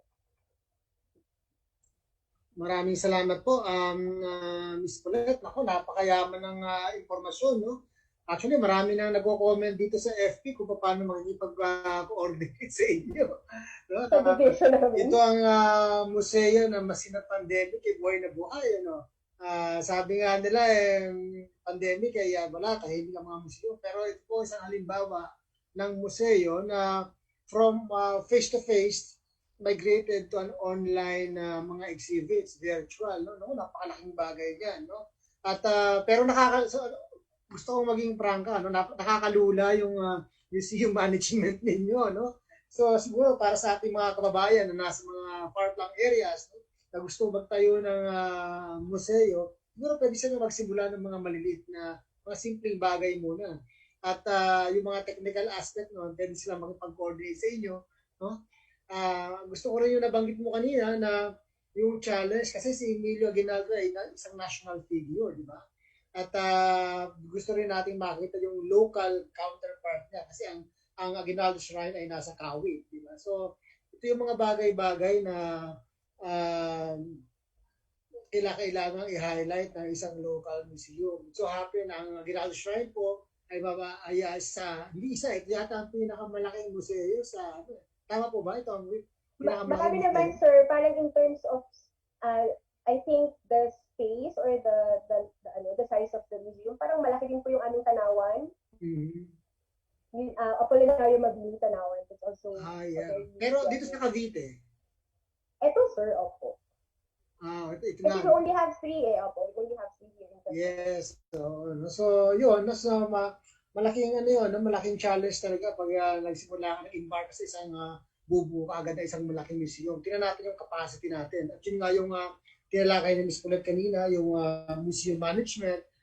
Well, we have to remember na itong aklata, o rather itong museo ni Emilio Aguinaldo ay attached ito. No? Ito ay mismo part ng LHCP. So meron talaga itong support. Paano pa kaya kung halimbawa ikaw ay private sector, no? O ikaw ay nasa LGU, dapat talaga merong siguro allotted funds for this, no? Kasi medyo mahirap, no? But anyway, maraming salamat po dun sa inyong presentation at marami pong binabasa ko nga itong sa FB, no? Meron kasi tayong mga manonood, no? Sa FB na nanggaling pa sa Iloilo National High School, si Rosalie Luceno, no? Java, no? From Santa Rosa, no? From there's so many of them, no? At from Badok, Ilocos Norte, si Leonard Christopher Duarte, no? From Dipolog City, no? From Santa Rosa, nabanggit ko na. So basically may tatanong Ma'am Cecille, actually ay interested sila sa kabuuan kasi yan ay it encompasses yung tinatawag natin cultural mapping. So meron mga LGU nagtatanong na meron bang paano mag-apply ng ng mapping sa NCCA? Ano ba yung proseso at may deadline ba ito? Naririnig po ba ako? Yes po, opo, okay po. Ay, ang process po ng pag-apply po ng cultural mapping sa NCCA, the LGU has to write, the executive director of the NCCA, write a letter of intent wanting to conduct cultural mapping in their localities. Ang sistema lang po ngayon, marami rin po talaga kasing request. So, kumbaga, pinipila yan. But NCCA already ventured into training several other facilitators to assist more communities in their cultural mapping efforts. So the first thing that we need to do would be to write NCCA a letter of request, and then NCCA will get in touch with them to do scoping. Scoping is, yun na nga po, magkakaroon po sila ng parang meeting. NCCA will be giving them the full overview of the project, and then kung ano yung mga magiging preparations, counterpart requirements by the LGU, ano yung pwede, yung i-commit na NCCA in terms of the overall budget, mga ganyan. So, yun yung first step. Pag nakapag-agree na sila on the scheduling, that's when the training will happen. So, normally, the entire mapping project would be for about a year bago maka-reach sila doon sa point na they'll be able to produce the cultural property inventory. So far, ang pinakamabilis na nakatapos ay Binyan. Binyan? Binyan. Sila yung pinakamabilis so far. But the others, nag-average po siya ng 1 to 2 years. Merong ibang hindi pa rin tapos at the moment. Yung palang katagal yun, ano? Oo, matagal.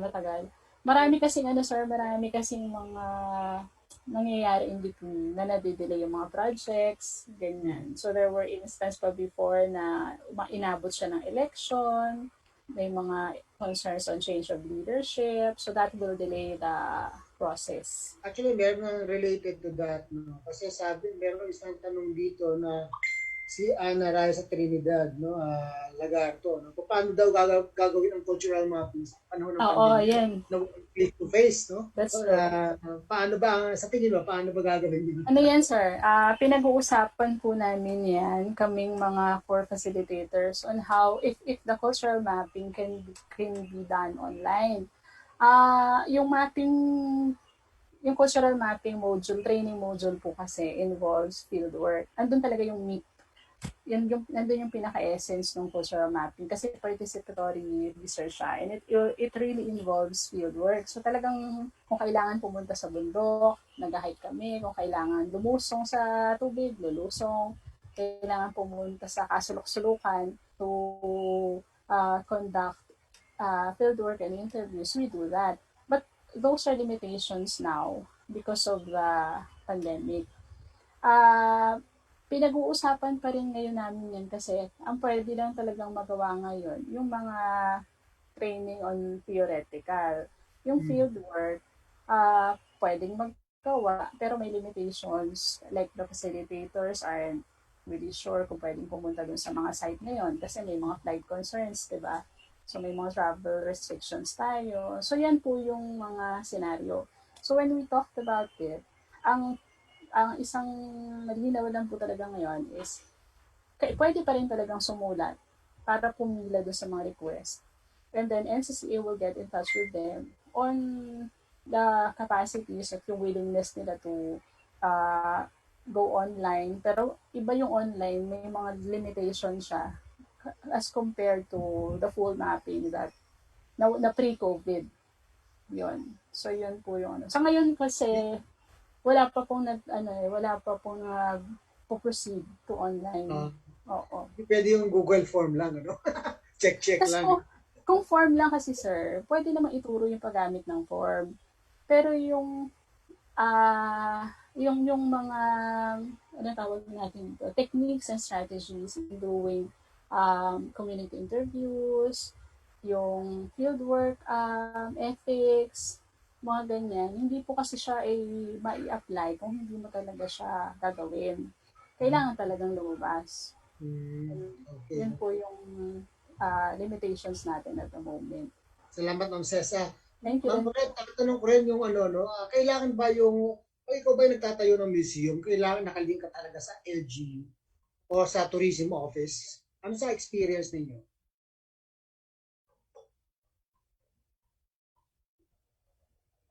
Actually, I came from Museo De La Salle din, kay Ma'am Cecille. So, based on our experience, I also been with Museo Orlina naman. It's an art museum naman po. The museums can actually, private institutions din as well. Pero kagaya po ng mga dinidiscuss din ni Ma'am Cecille before, like with cultural mapping, the community museum po kasi are also very important. Kasi for example, with the cultural mapping, kung makikita po nila yung kanilang mga importanteng cultural property and objects in the museum, it's nice that the community itself will create the museum within their area para po mas lubog yung pagpapakilala ng ating kasaysayan sa mga taong bibisita. Kasi for example po, it's also nice that mag-invite po tayo ng mga experts na mga gumagawa ng mga museum natin. Pero it also helps na meron pong lubog po yung mga tao at meron pong contribution yung mismong community na ilalagay po natin dun sa ating mga museums. So, community museums talaga, importante. That's for community museums, sir. Yes. Thank you, Ma'am Paulette. Sir Ige, siguro meron kasing tanong sa chat room kanina, si Miss Nancy Resma. Ano pa daw ba yung, kasi binabanggit mo kanina yung mga yung Chabacano food dun sa Galyon, no? Meron ano na ba yung state ng yung study on Chabacano food? Kasi mukhang may kinalaman sa grad school nila. Okay. Yung Chabacano food kasi, again, no? Konektado kasi yung pagkain sa wika. Okay. Naghang yata si sir.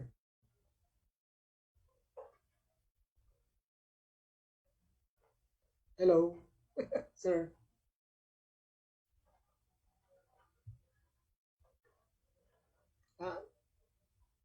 Naghang yata si Sir Ige. Is pala, dinig mo ako? Okay lang? Okay. So, si Sir Ige. I think si Sir Ige is yung may problem sa connection po. Si Sir Ryan ba nandiyan ba? Habang hihintay natin si Sir Ige. Baka nasa muna. No? Nawala nga si Sir Ige. No? Kasi yung ang Cavite City kasi ngayon, nandiyan yung Galin before. No? Tapos yung Chabacano, ito yung lengguwahe, pero nabuo rin ang tinatawag na cuisine, no? Yung mga pagkain Chabacano. Pero dahil sa mga pagbabago sa Cavite City, in fact, pag pupunta ka doon sa Cavite City, marami ng dayo, marami ng mga bagong mga establishmento, hindi na ma-maintain yung yung sabi natin cultural mapping, napakahirap na doon kasi marami na nagpa-migrate. So, yung mga study about Chabacano, alam ko, pagdating sa language, no, ay ilan lang yung marunong magsalita, no?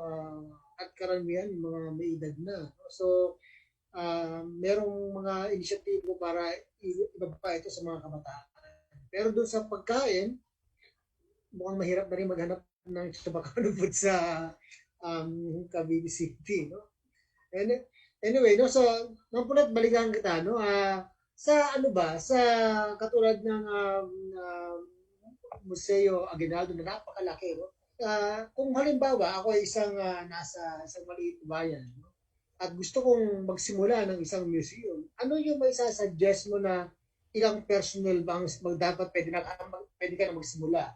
O anong mga collection ang pwede mo munang i-package para manageable siya? At pwede mo siyang gawin sa isang eskwelahan o gawin sa isang simpleng ano lang, no? Isang ahensya lamang. Alam mo sir, actually recently lang, I had an inquiry with one of the museums in Bicol. Parang they're asking about our organizational structure. So what I gave her actually, this is also very small na staff ha. We usually have po the curator, and then we have an HSDO, a Historic Sites Development Officer po na nag-handle ng ating mga marketing at public program. We have museum technicians that handles naman po our collection. And then we have a museum guide. For other museums po, like, parang same structure naman po. Ang importante kasi we have someone who would manage the museum, someone would handle the programs and the exhibition designs, and someone who will guide. Pero sa reality po natin sa ating mga museum, actually minsan dalawa or isa lang po talaga yung nagmamanage. And a lot of our community museums has one lang po na OIC na, tapos meron na siyang mga housekeepers na, tapos mga security personnel. It's, in a sense po, manageable naman kasi nagsasurvive sila. Pero, in theory, it's also important na para po ma-maintain natin at ma-achieve po natin yung ating purpose as museum to make parang people learn about history or culture or arts, is that we have the right people for the job. We can train naman po, pero it's nice that we have people for a specific function of the museum na doon lang po nakafocus. Kasi kagaya po ng collection, kung maliit po kayo na museum, and then you would have a lot of collection, gathered collections, wala ka namang storage, wala kang exhibition space. It will be unfair naman po doon sa mga nag-donate or dun sa pera na ipinambili din ng collection na hindi naman po natin ma-maintain yung collection because we don't have the right people and we don't have the space to accommodate that. So for small museum po, it is really, we have to really consider lang po na we consider our space. Ano lang po ba ang pwede natin ilagay? If we don't have a storage area, we don't get mga items na hindi naman po natin kayang i-keep. So in the process po of creating a museum, we really need to know our vision as a group, as an institution, to be able po to guide us kung ano lang po ba yung collection na kukunin natin para po we can say no to donors, we can use our budget efficiently para po hindi rin siya masayang kasi nakakahinayang naman po na may magdodonate sa atin tapos masisira rin lang po yung collection kasi hindi po natin siya ma-manage ng maayos. Ayun, so una sa lahat parang multitasking talaga ang isang museum curator. Pag ikaw pala isang curator. Yes, ma'am. Di ba si Ma'am Ses, tanungin natin, parang ganun din yung dami ng staff.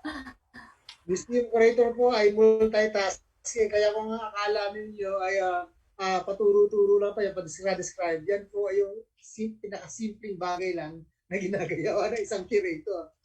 Kaya kung kayo po ating mga kababayan, kung kayo gusto nyo magtayo ng isang museum, better siguro. Sumangguni po muna tayo kay Miss Paulette at kay Miss Cecille. No?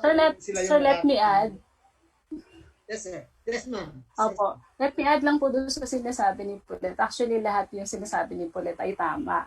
Ang isa po lang din sigurong mahalagang maintindihan, lalo na po sa mga private museums, kasi yung kay Paulette po ay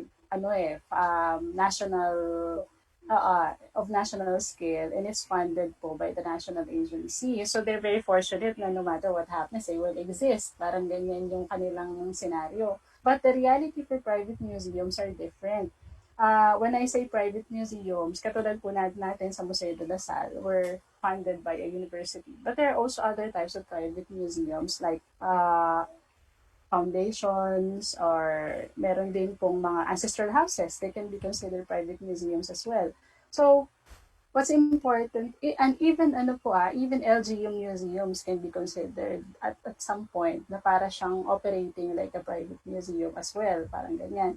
So when we say it's important for museums to understand why they exist, it's also important for their governing body to understand that once you put up a museum, it's a commitment for a lifetime. So hindi yan yung oy, marami akong lumang gamit.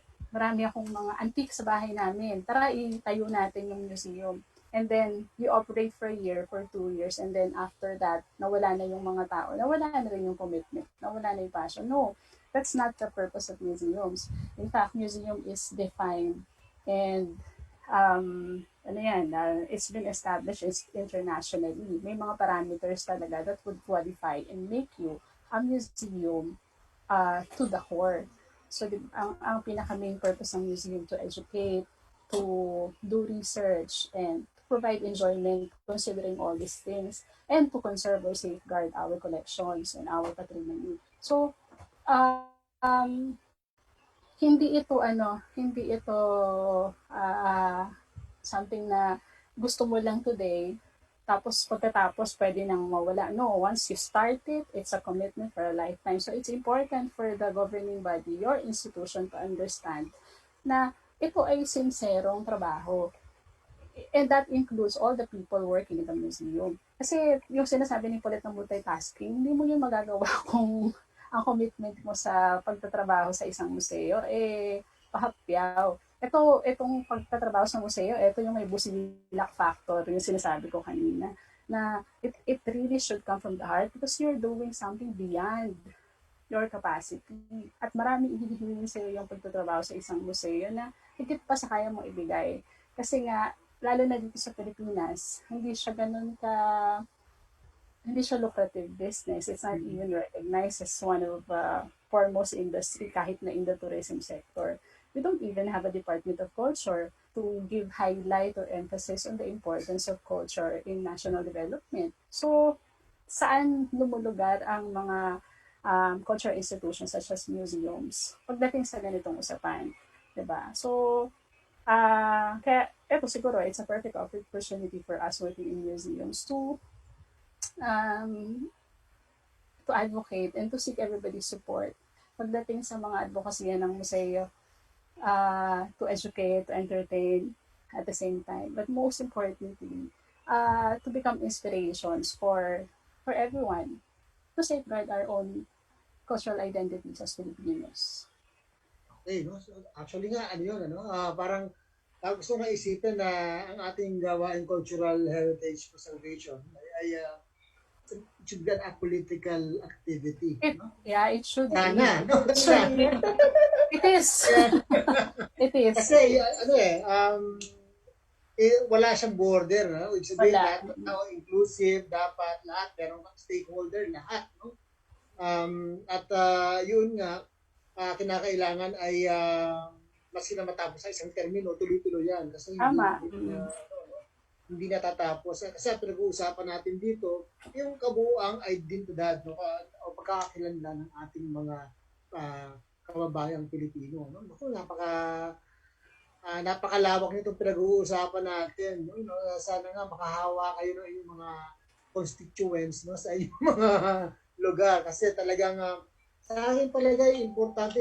Lalo na yung museum. Malapit na ako matapos. So, ang museo kasi yan ang katulad ng mga Aguinaldo Shrine. Puntahan ng mga ilang po 250,000 annually. A year. Imagine that, no? So isipin niyo na lang kung meron kayong nakakasama ako sa Tourism Council ng Cavite, pero masasabi ko na yung pagdating sa mga tourism tracks, no? Hindi pa siya ganun ka-established, pero makikita mo, marami nang pupunta. Di lalo pa kung paplanuhin natin talaga lahat, meron tayong tourism package, isasama mo sa mga online mga operators, no? Grabe na siguro, no? So, pero ang pinapackage natin ay hindi lamang isang materyales, no? Ito pinapackage natin ay local culture, local identity, no? At imagine that kung magagawa mo yan sa bawat sulok ng ating Pilipinas, ay siguro talagang, then we could concretely say na meron tayong yung tinatawag nating national identity. No? So, ayun, nakapasok na ulit si Sir Ige. Sir Ige, no? Ba yung sasabi nyo kanina, no? Sa Chabacano. Yes, No, yun lang. Sorry, naputol. Yung napaka-unstable ng internet. No, yung sinasabi ko lang sa Chabacano culture, tulad ng mga, yung kakasulat ko lang ng isang libro, no, yung Dila at Bandila, ang paghanap sa pambansang panlasa ng Pilipinas. Yung panlasa natin ay galing sa wika. So, yung konektado, yung kamalayan natin sa pagsasalita, tsaka yung panlasa. So, ganun din yung Chabacano food, no? Kung pupunta ka sa Cavite ngayon, sana bukas na, no?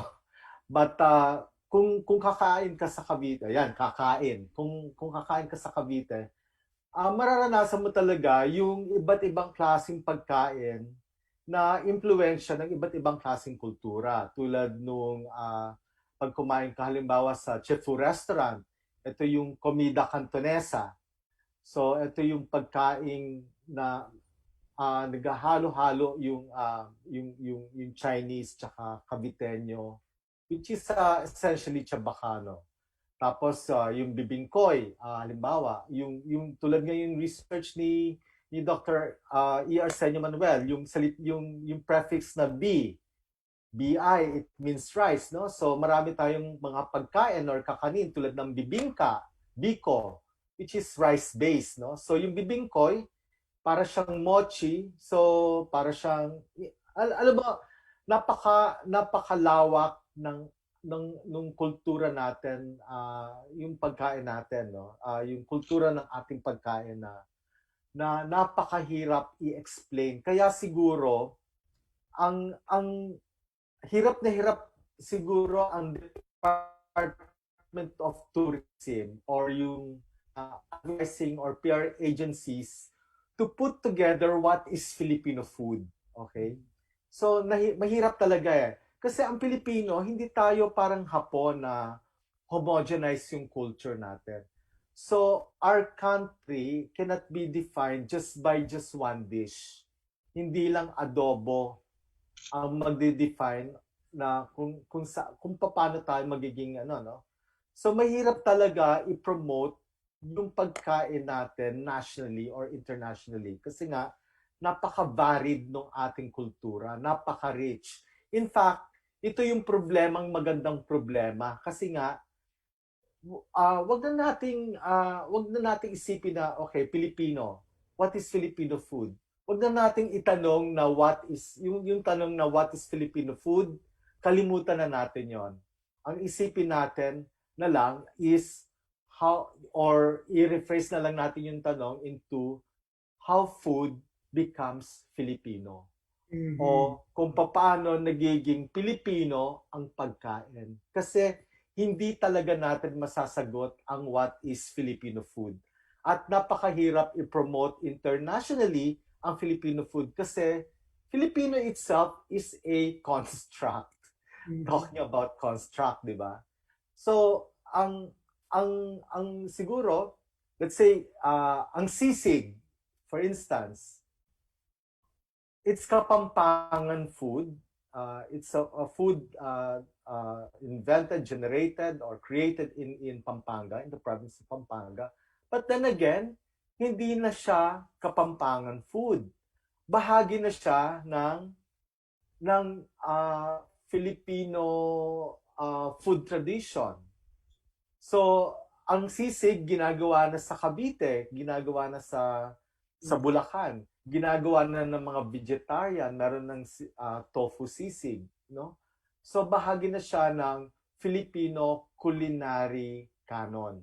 So kumbaga hindi na pwedeng i-claim ng Kapampangan na sa kanila yung sisig. Filipino na siya. So ganun din so magkakaroon tayo dapat ng bagong pananaw o bagong pag-iisip or bagong pagtingin sa pagkain natin. Kaya diyan papasok yung busilak, no? So diyan papasok yung sinag. So, sisinaga natin ng bagong ilaw, ng bagong lente, yung pagkain natin. Kasi, hindi na natin pwedeng sabihin na, oh, ito Filipino food, ito hindi. So, yung Filipino sweet spaghetti, Filipino ba o hindi? So, syempre, may mga magtatanong, hindi siya Filipino. Dahil imported lahat ng mga... So, sabi ko, sa sarili ko, Filipino siya kasi dito na siya ginawa. Tapos tayo lang yung may alam ng flavor profile. Pinakain mo siya sa... pag in-offer mo siya sa Italiano, kung sino nag-invento ng spaghetti sa buong daigdig, hindi niya na marirecognize yung kanilang invention. Kasi iba na yung flavor profile, iba na yung iba na yung pinanggalingan niya eh. Iba na yung intent kung bakit siya niluto. Iba na yung intention. Intention na ng Pilipino ang yung kultura na natin ang nagbigay doon sa pagkain. So gano'n, no?